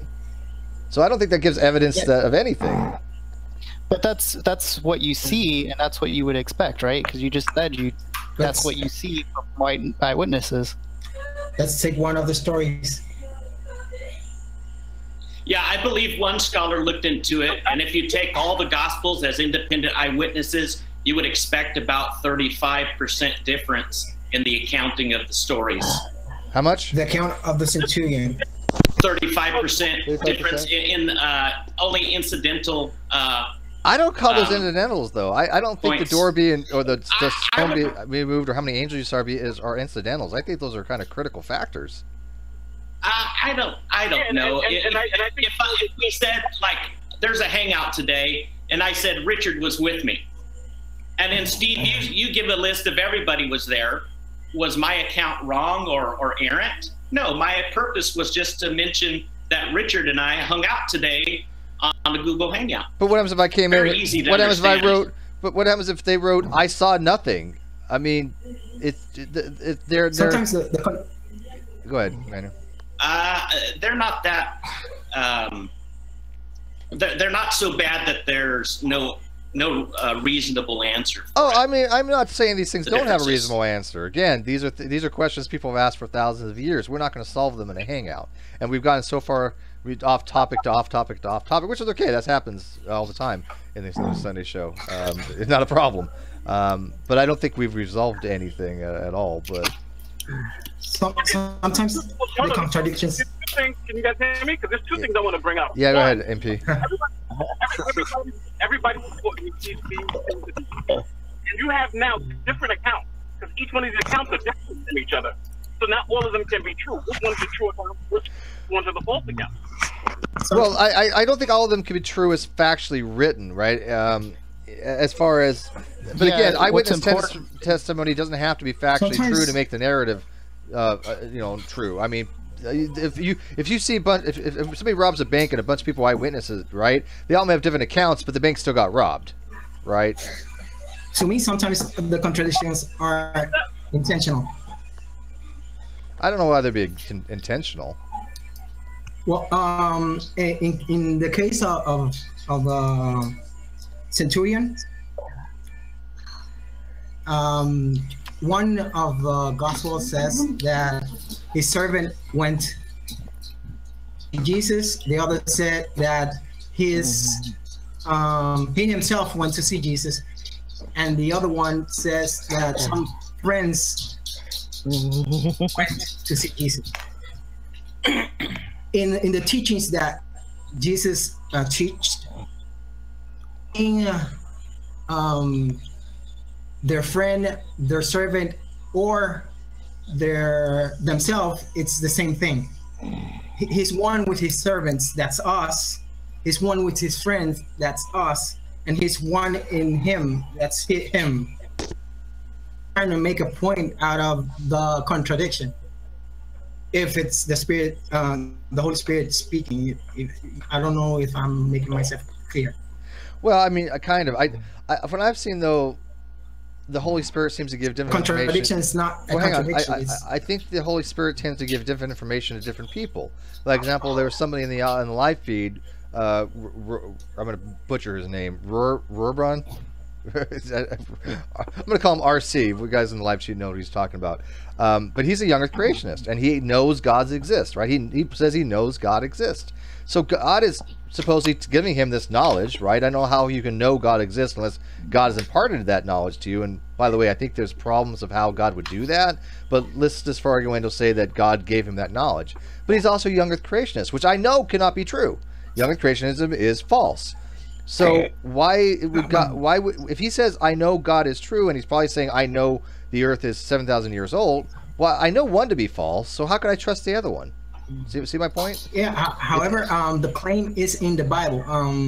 We claim there's a claim that the Bible has contradiction, and that the Bible is written by the Spirit. So in this case in particular, the Bible it's not the same. I don't know. Well, do you think there's contradictions as written in the Bible? Because there absolutely are. Contradiction, especially that contradiction of the centurion, it's more than a. I think it's intentional. Well, but answer the question. If the Holy Spirit wrote it, but Manuel, do you think there are contradictions? Another contradiction. So, but Manuel, you do agree there's contradictions, right? Contradictions in the Bible, they have explanation, all of them. Okay, doesn't matter whether they have explanations or not. Wow. Do you agree that there's contradictions in the Bible? Of course. Okay, Kenny, do you agree there's contradictions in the Bible as written? I would not use the word contradiction. Exactly. Why would you not use the word contradiction? That's evasive. Well, because contradiction implies that you have two incompatible truths. Yeah, like Kings and Chronicles, where one king, you know, he took the throne in the reign at 22, and the other one he took at 42. That's a contradiction. I don't know what other word you would use for that. That, as far as my understanding is, I'm not a Hebrew scholar, but numbers are very difficult, and that's simply a scribal mistake. It is, right. No, I agree with you. I mean, and everything. Hang on. Everything I've read about this is a scribal error. I am completely able to grasp that and believe that scribal error. It doesn't resolve the actual fact that, as written, it is a contradiction. Actually, it does. It does, because how does it resolve that? Inerrancy is the doctrine that with the original manuscripts, like when first written, they didn't have any contradictions. We're not talking about we're not talking about that. We're not talking about the MSF. We're not talking about that is what original. Is. The Bible. That's what the doctrine is. The Bible. There are people that think the King James Bible, the 1611 Bible, is inerrant. Well, I don't. No, well, that's goofy. There's none of those people here. Well, I agree with you. I agree with you, Kenny. I do think it's goofy. But here's the thing. But here's the thing. That's the Bible that atheists don't exist either. So. G-Man's version, atheists don't exist. But we are saying though that's the Bible that they're using. Nobody has the original manuscripts. We don't know what the hell the original even was. But what we have is a book. Hang on. With textual criticism, we've got a 99.9% knowledge of what the original was. Okay, well, hang on. The book we have in front of us, that we have in our hands, that we all have in our homes, I've got a copy somewhere too. The Bible that we use, most of them is the King James Version, but it doesn't matter what you use, NIV, whatever. They all have that contradiction in there. Now, whether it's resolved in the earlier manuscripts, it didn't exist in the original, that doesn't matter. The copy we have has a contradiction. Do you agree upon that?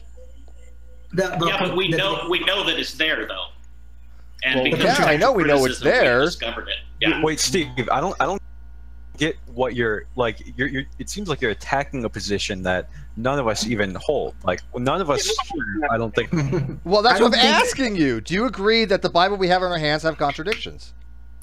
I don't think that's the doctrine of inerrancy, though. So that's I'm not not asking you about the doctrine of inerrancy, Richard. Now you're being as evasive as everybody else that you've been claiming to be invasive. Don't care about that. I'm asking you straight up. The 1611 version of the Bible that people use, the Bible that's in your house, doesn't have contradictions. Simple yes or no. Oh, absolutely. Yeah, okay, absolutely. I used the 1789, so. Okay, well, that's I fine. really don't think. That's my point, though. When people say the Bible's, hey, hang on. When I think Kenny and I are the only ones that get that. Is that the wait? Is that the divorce Bible or the what's it called? No, there's like 7 versions of the infallible King James version. Yeah, and there are differences between each one. Yeah. Okay. What was the name of the Bible that has a mistake in it? It was called the oh my goodness. Bible, I think, something like that. What was it called? It's the naughty Bible, yeah. But that's not the actual name they call it, though. Oh yeah. I forgot a knot. Yeah. But I can't remember the actual name of it. Yeah, you shall commit adultery is what it says. It says thou shalt not, but I can't remember the name of the Bible. But anyways. Yeah, I remember seeing that. But my point being is that would have had better proofreaders. But my point being is what I find interesting about that is this. you know, everything in the Bible. I think is it Richard and Kenny? They're obviously in a very difficult and impossible position to defend themselves, because that is a classic example of how translations have the original message. But I still maintain my original point. We do not know what the original message was. And if they maintain that the King James Version of the Bible or any other version of the Bible is the inerrant Word of God, then they've got to explain why there are so many different explanations, interpretations, and translations of the Bible. They've got to go through all of the process. They've got to explain to me who wrote the Bible. They can't do that.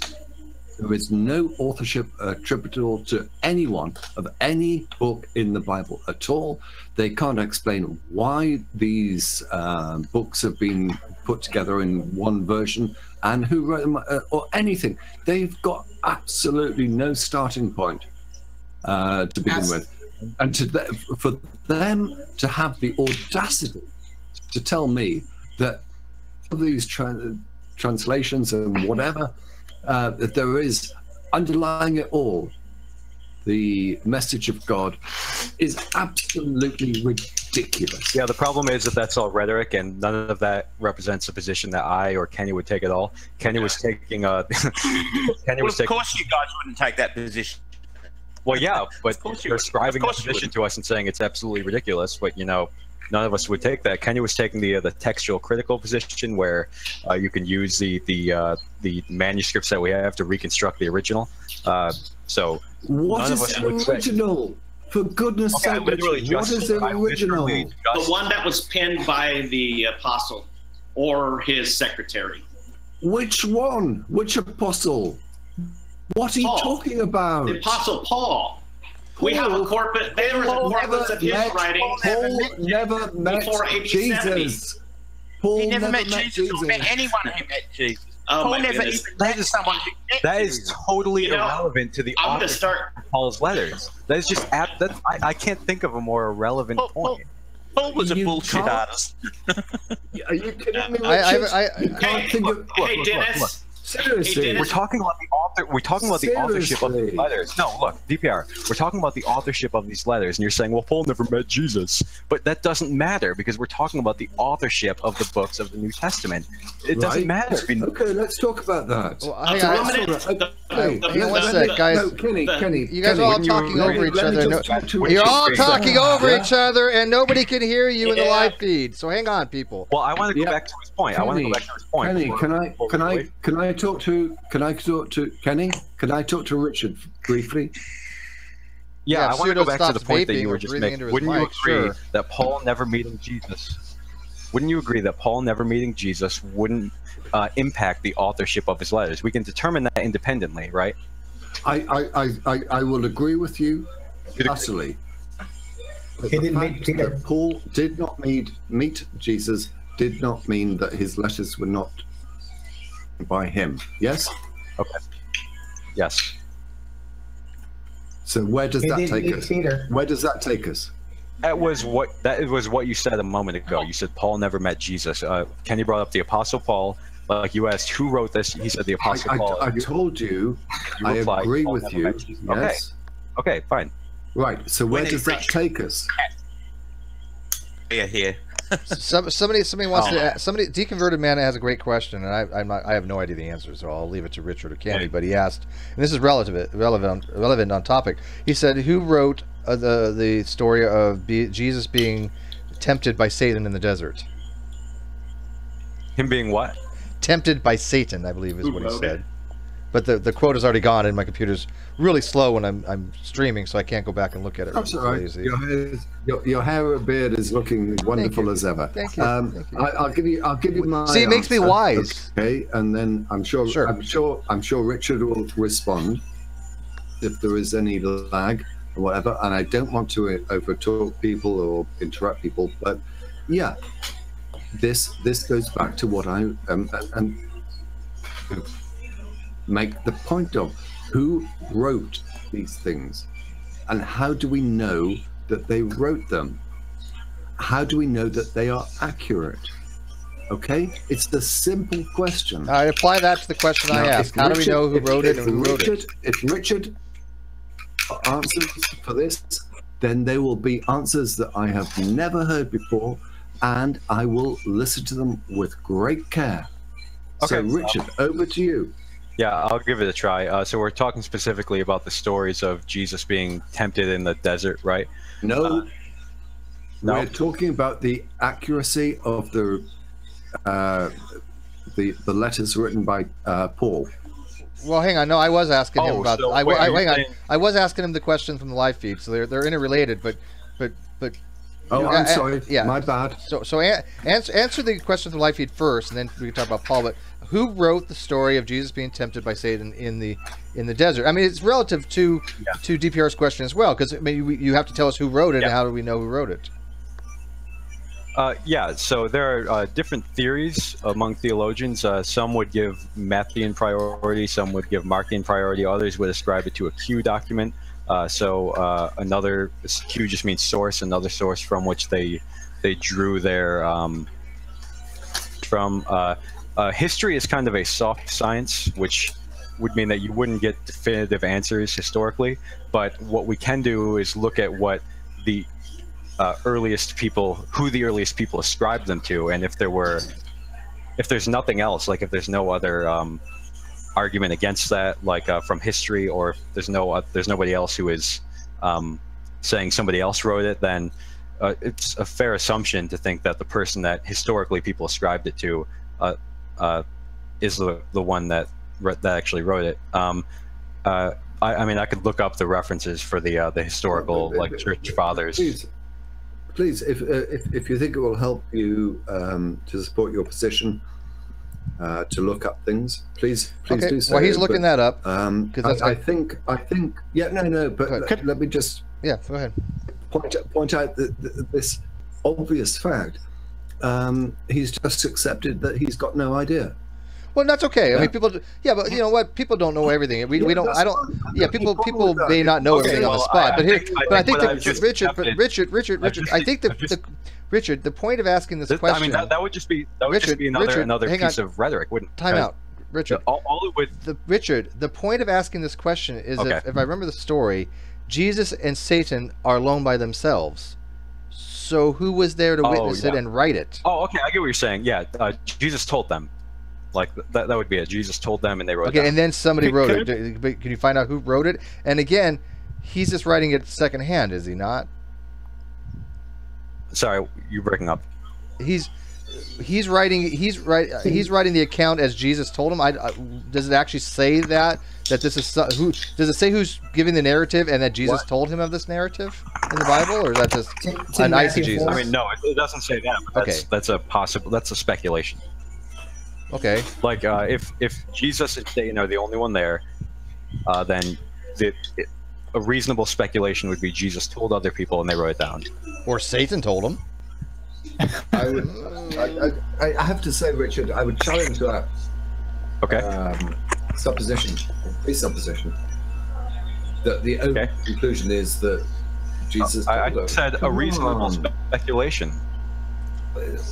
On what are you basing that? I mean, I just said it's not the only conclusion, because you're right. Another conclusion could be, if you're taking that position, that the story never happened and someone made it up. Can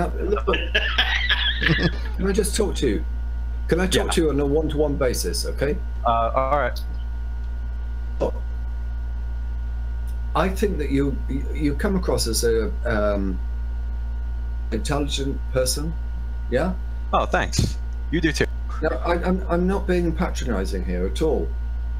The conversation I had a couple of days ago, right? I sort of like, I'm a lawyer, so I speak on occasions to jurors, and I think that you are someone that I would be with sitting on the jury, judging a normal case. Mm-hmm. I think you've got the ability to understand. And summoned to jury duty. So there we go. Richard's smart and he's honest. I'll give him that. Yes, Richard's smart and he's honest. I think he's a genuine person. I think he's actually a really likable person as well. I wouldn't go that far. Okay, I'm kidding. All I've done time is just be mean to you. I like Richard. Richard, you're great. Come on. Okay, DPR is making me feel bad for being mean to him now. Prettiest man ever seen. Oh, don't worry about that. Come on, my shoulders are broader, or my whatever. Doesn't matter. Really interesting, and I genuinely don't mean this in an insulting way. I'm really curious to figure out what it is that you and I are not connecting with. Okay, because as I say, I think you'd be a great person to sit on the jury, present evidence for you, whether it's for the prosecution or the defense, and you would be in a wonderful position to determine guilt or innocence of the person prosecuting or defending. Yeah, that's meant as a compliment. Now, what I don't understand is, because I think that you've got this capacity, there seems to be some sort of like disconnect. Yeah, when it comes to religion.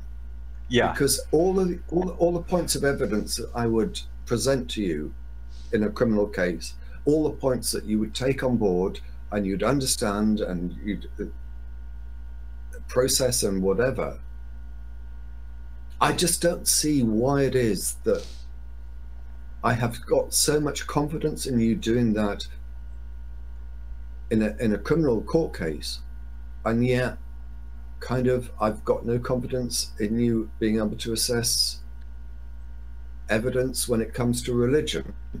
Yeah, does that make sense to you? Yeah, no, I get what you're saying, because in the theological context, I would be more prone to, like you would be saying, I'd be more prone to being biased and clinging to things that I would prefer to be true. Is that what you're saying? Yeah. I think maybe you've nailed it. You've nailed it there, because in the theological context, I would. Okay, yeah. So what you're saying would be that in the theological context, I would be kind of motivated, driven to find answers, evidence, whereas in the case of the jury, I would be motivated just to get to the crux of the matter, to determine innocent or guilty, or whatever the case is. Yeah, so I think that's pretty much nailed it. And I guess I think it comes down to how much you trust other people. Like, am I just deceiving myself? Am I convincing myself that it's true? That kind of thing. So I don't actually think it does come down to that, Richard. I really don't. I think what it comes down to is something that was discussed earlier, and I really don't mean to challenge you. No, it's fine. But it's a matter of able to address our belief systems, and if it's a challenge to your belief system, then you're really going to struggle with it. Right.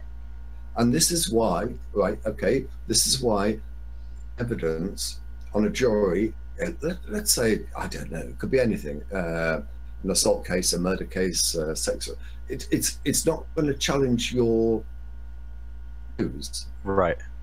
But if maybe it was where, I don't know, I've got to be somewhat delicate here, but maybe if it was a situation where there was an abortion killer or someone like that, then I think that maybe. Oh, no. I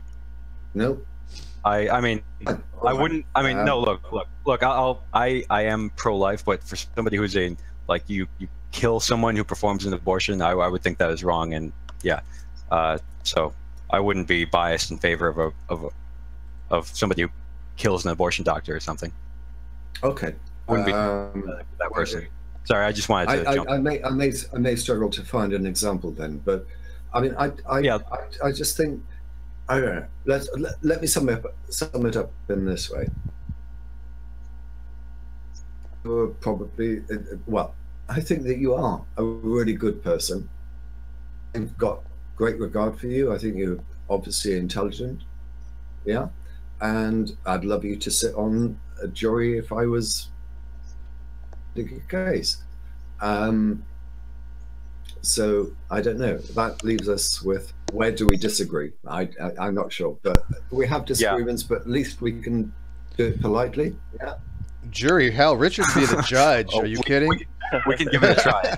I actually think a lot of it might come down to what Steve was saying about non-evidentialism, because like Steve, I would also be a non-evidentialist, meaning that I believe a person can have internal justification for their beliefs. Now, I do also believe apologetics, and I think there are some good arguments out there. But when it comes down to it, I think a lot of it is justified. It would be an internal justification where it wouldn't be affirmed by evidence. Right, hey, Richard, which you pretty much the same position as Steve. You do agree, though, for a lawyer to try to understand non-evidentialism would be very difficult, I think. Yeah. No, right. So, I mean, I understand why he's kind of balking at the concept of non-evidentialism, but there are a lot of reasons why I accept non-evidentialism, reasonable reasons. And I think that most people I know, if they actually looked into it, would be non-evidentialist. If they really looked into it. I mean, it basically or moderate comes down to this. Maybe, if your brain isn't malfunctioning. I was just gonna say, I don't subscribe to Clifford's principle, right? I think Clifford's principle. Yeah, that everything has to have it has to be evidence for everything that you believe. I don't remember how Clifford actually stated it. I mean, maybe Ozzy remembers Clifford's principle verbatim, but I don't memorize it verbatim. But that's the gist of it, Clifford's principle.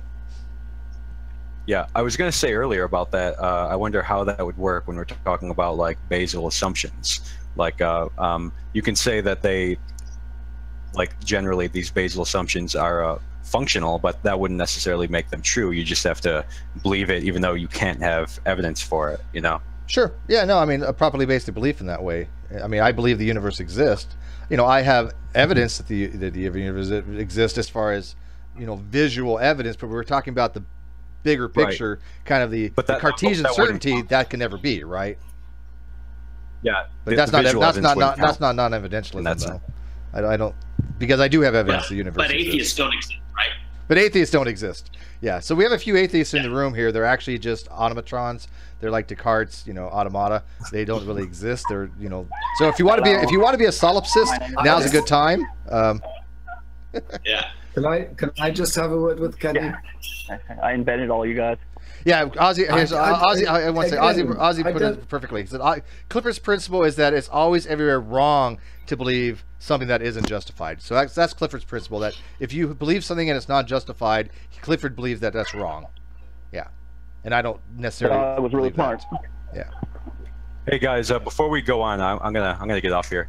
But yeah, we're running long. We're running long, guys. So we definitely got to move on to other things before I go off. Yeah. So see you, Richard. See you. Thanks, Richard. Thank you very much, Richard. I mean, I got to note that. Thank you. I got to note though, it wasn't really interesting talking about Theodore Valentine that much. I got out all that I really wanted to address with Theodore Valentine.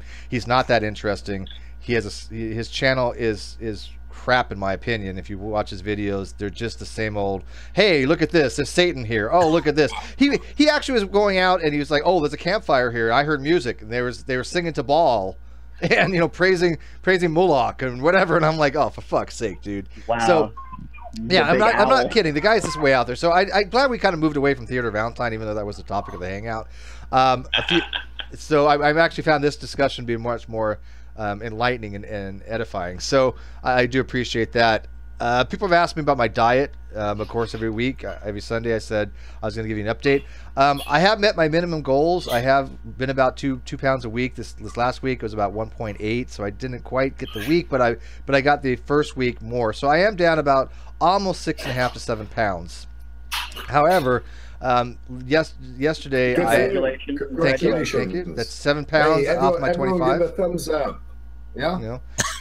So it hasn't been easy. I'm not kidding. On Wednesday, if you look at my, you know, I've been calculating everything. On Wednesday, my caloric intake was quite high. I was starving. I was like, fuck this. I had a whole pizza. I ate a whole fucking bee. I was like, I'm fucking. That's your cheat day. So one day, yeah, I had an eat day. What it is what it is, right? But for the most part, I've been really sticking to having a low calorie, high protein, or at least moderate protein, and it's working. I'm definitely shedding pounds. It's slow going because I am planned to be over several months. But tell us, are you feeling better? Well, here's the problem. I was feeling better, but yesterday I had leaned over to rinse my hair. It was really hot, and I was heading out, and I just wanted to do a quick rinse, and I pulled a back muscle. And for the last yesterday and today, I've been really like walking with a severe gait issue. Even when I try to get up from the chair, very difficult. If I cough, it hurts. So I have been really kind of out of it. I lay down, and my back was it wasn't excruciating, but it wasn't comfortable. Let's put it that way. So it's obviously a muscle or something that you pull out, and hopefully it'll go away. So if I'm cringing, or if I don't sound like my usual happy self, yeah, it's a little discomforting. I mean, I'm shifting in my chair a lot, even though I love this chair. It's the best chair for my ass I've ever had. Thank you, LibMed student. He cares about my ass. He got me this chair. He loves my ass. What can I say? But yeah, that it wasn't. Don't bend over really quickly. That's my advice to you, because especially after 40, it fucking hurts. I have, yeah. Ozzy says sciatica. Yeah, I do have sciatica, but I've always had sciatica for a long time, and it actually goes down my right leg, and it actually causes paresthesis in the top of my foot sometimes. But that's because I have a C4 C5 problem. But the other day was, I'm sure it was not spinal, I'm sure it was muscular, but shit, it was like, oh fuck, what the hell I do? I couldn't stand up, I had to lay down, I mean I was walking like, you know, like like a crab. Exactly like a crab. So I'm getting old. It hurts. I feel for you. It still hurts. I feel for you. I'm actually dreading ending this hangout, because I know when I do, I have to sit up. And it took me literally about 15 seconds to get out of my chair earlier when I had to go pee. So right now it's not that bad because I get shift, but yeah, it sucks. But thank you for asking. Any other business we got to address? You'll be good. Well, I've got some hot ice. I should put hot ice on it. What? I have a question for Kenny. Yeah, go ahead.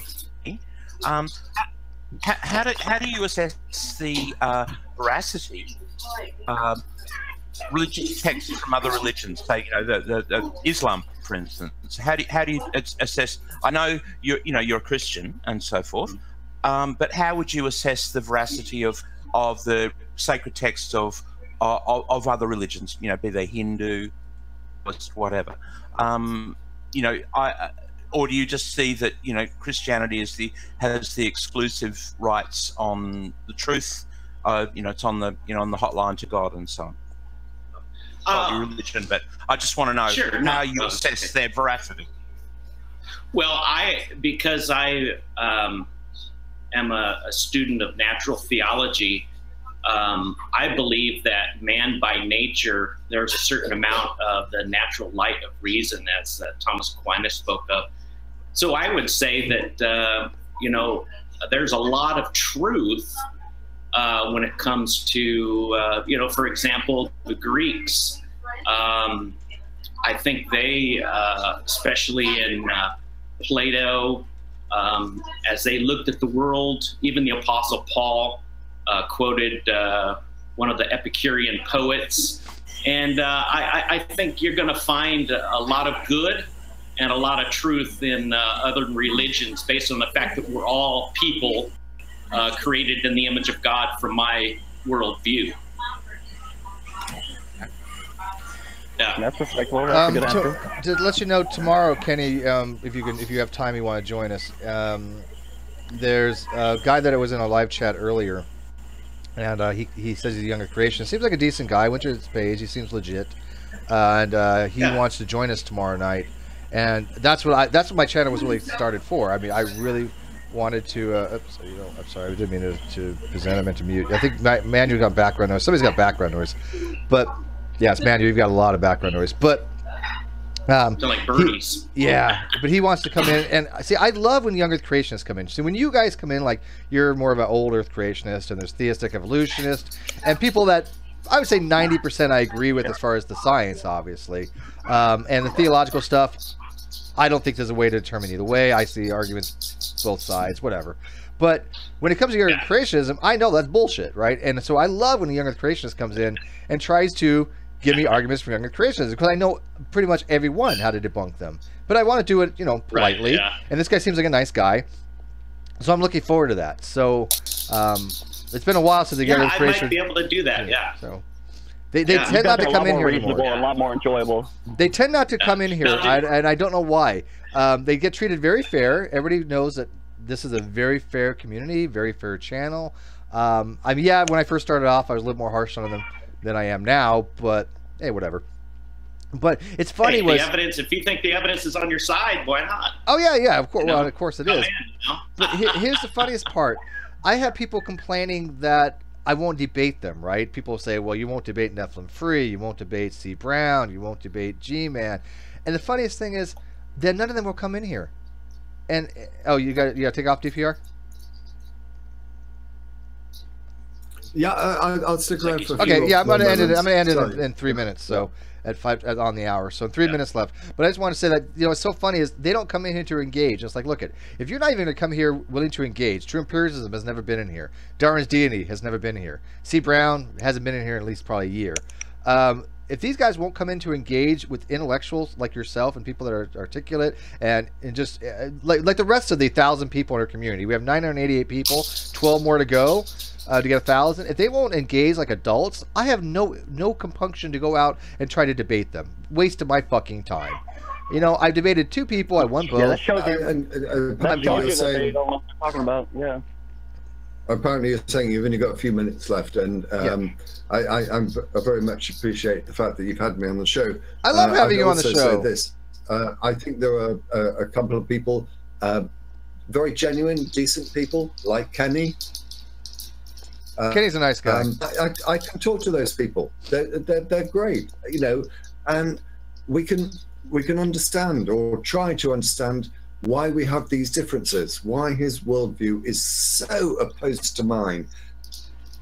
Don't need to hate each other.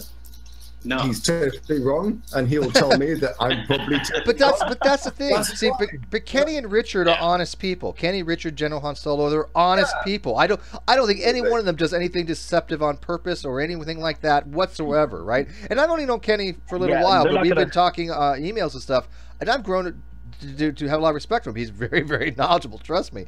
But when you very talk pretty too. He's very pretty. He's a pretty man. You guys are going to run and make like a video. You guys are going to run and make a video after this. But when you talk, I have to put my hands up. But DPR, when you talk to somebody like Nephilim Free, when you talk to somebody like Nephilim Free, reeks of dishonesty, right? I would lose the facial hair, but apart from that, I think he's a good-looking guy. Yeah. Steve, I thought you said he was honest. But I mean, but there's a difference in the dialectics between somebody talking to Kenny or Richard than you have with G-Man or C. Brown. These people are just honest fucks, right? And that's why I don't bother to debate any one of them, right? I mean, I did debate Ronnie because he bitched for about a year, but obviously he ran away during the middle, and they're still crying about that. But it's just I'm not a debating fan, anyways. I like this style much better. But if any one of them ever wanted to come in, and I pointed this out to them before, you're welcome to come in. I haven't blocked any of them. But you know what? They don't do it. So I don't give them much of my time. I think that's fair, right? Because you guys come in, you guys take the bullets, and we may not all agree with each other, but... You guys don't even talk to them. Yeah. The time of day anymore. I think G-Man should be, actually kicked out. No, unless they break the rules, I don't. Yeah, you have to be trolling. You have to break the rules to get kicked out. And there are reasons why. And most people I let back in after a period of time. If you haven't noticed, I've really only banned 2 permanent people, maybe 3, and all 3 of them are atheists. So figure that one out. And now Dragon. Your side to do that, yeah. Well, I mean, I am outbound is permanently banned. Down Corner is permanently banned, and Brenda's permanently banned. That's it. I'm getting nervous now. Am I the next one? No. Yeah, watch out. Well, these were snipers. These were people that went into hangouts and sniped and porn bombed and stuff like that. Steve, Steve, I think there's more value not in skeptics or atheists debating with creationists, but I think there's more value in moderate theists. Evolution. Christian evolutionists debating with creationists, because creationists really are more of a threat to mainstream religion rather than atheism or anything else. Creationists are the greatest threat to Christianity, and they are turning young people away. Oh, I agree. From I know my sons hear creationists, and they think, oh, Dad, this is just nuts. Haven't we already said? I got to end this. But haven't we already said that one of the greatest assets to atheism is G-Man? He really is. So I mean, you're right. You want to hear something? And he's a funny? fan of Hovind, so in some way he is a Young Earth Creationist. What's that, Ochihuahua?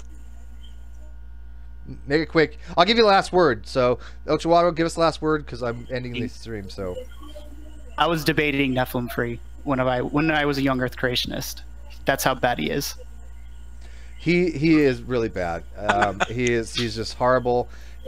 His style is not anything that I like to engage with. It's just. I am a Young Earth Creationist. He's not here to defend himself, and yeah, I know, and that's right, and I agree. I'm always curious, and I know it's your show, but I'm always curious to know what it was that actually changed someone from being a Young Earth Creationist. Okay, I'll say it 5 more minutes. I don't know. The person that was just talking, Wayne Fillmore. Wayne Fillmore left Young Earth Creationism after our debate, and after talking to General Han Solo. And what convinced him was the evidence for evolution. He couldn't deny it any longer. Yeah, that's what convinced me as well. And I left the Young Earth Creationism too. Sort of like persuasive argument. So if you accept evolution, then it's accept Young Earth Creationism. But I can't see the direct connection between. Well, there's two things. Well, one, it was evolution, and the other one was cosmology, the light problem in cosmology, right? The starlight problem. These things are unresolvable in Young Earth Creationism. It's huge. It's massive. And I know Jason Lyle, who we've reached out to, both Paula Gila and I are trying to reach out to Jason Lyle. He hasn't solved this problem, and he's an astrophysicist. I am a Young Earth Creationist. Yeah, I heard you say. I was trying to get into that. We're going to have to discuss that another time, Manuel. Because I don't want to keep this. I do believe that 4.5 billion years is pretty young. Okay. Okay. Dun. Good one. That's good. That's good. That's funny. Gotcha. Yeah. But this FYI, I'm going to be doing another hangout probably later on tonight, just because I want to. But it's going to be on the Great Debate Community channel. If you haven't subscribed to it yet, link is in the video description. But it's going to be on the first principles and basically how we take a derivative using first principles. Because I've been doing these math hangouts. So people have asked me to do one on first principle, explaining how we use that formula and why it actually works, how it actually. I can answer. You can forget about the whole hangout. There's no problem about that. Just rely on God did it. Yep. God done did it. There you go. You know what? DPR's last word. God done did it. That's the last word of the hangout. God done did it. There you go.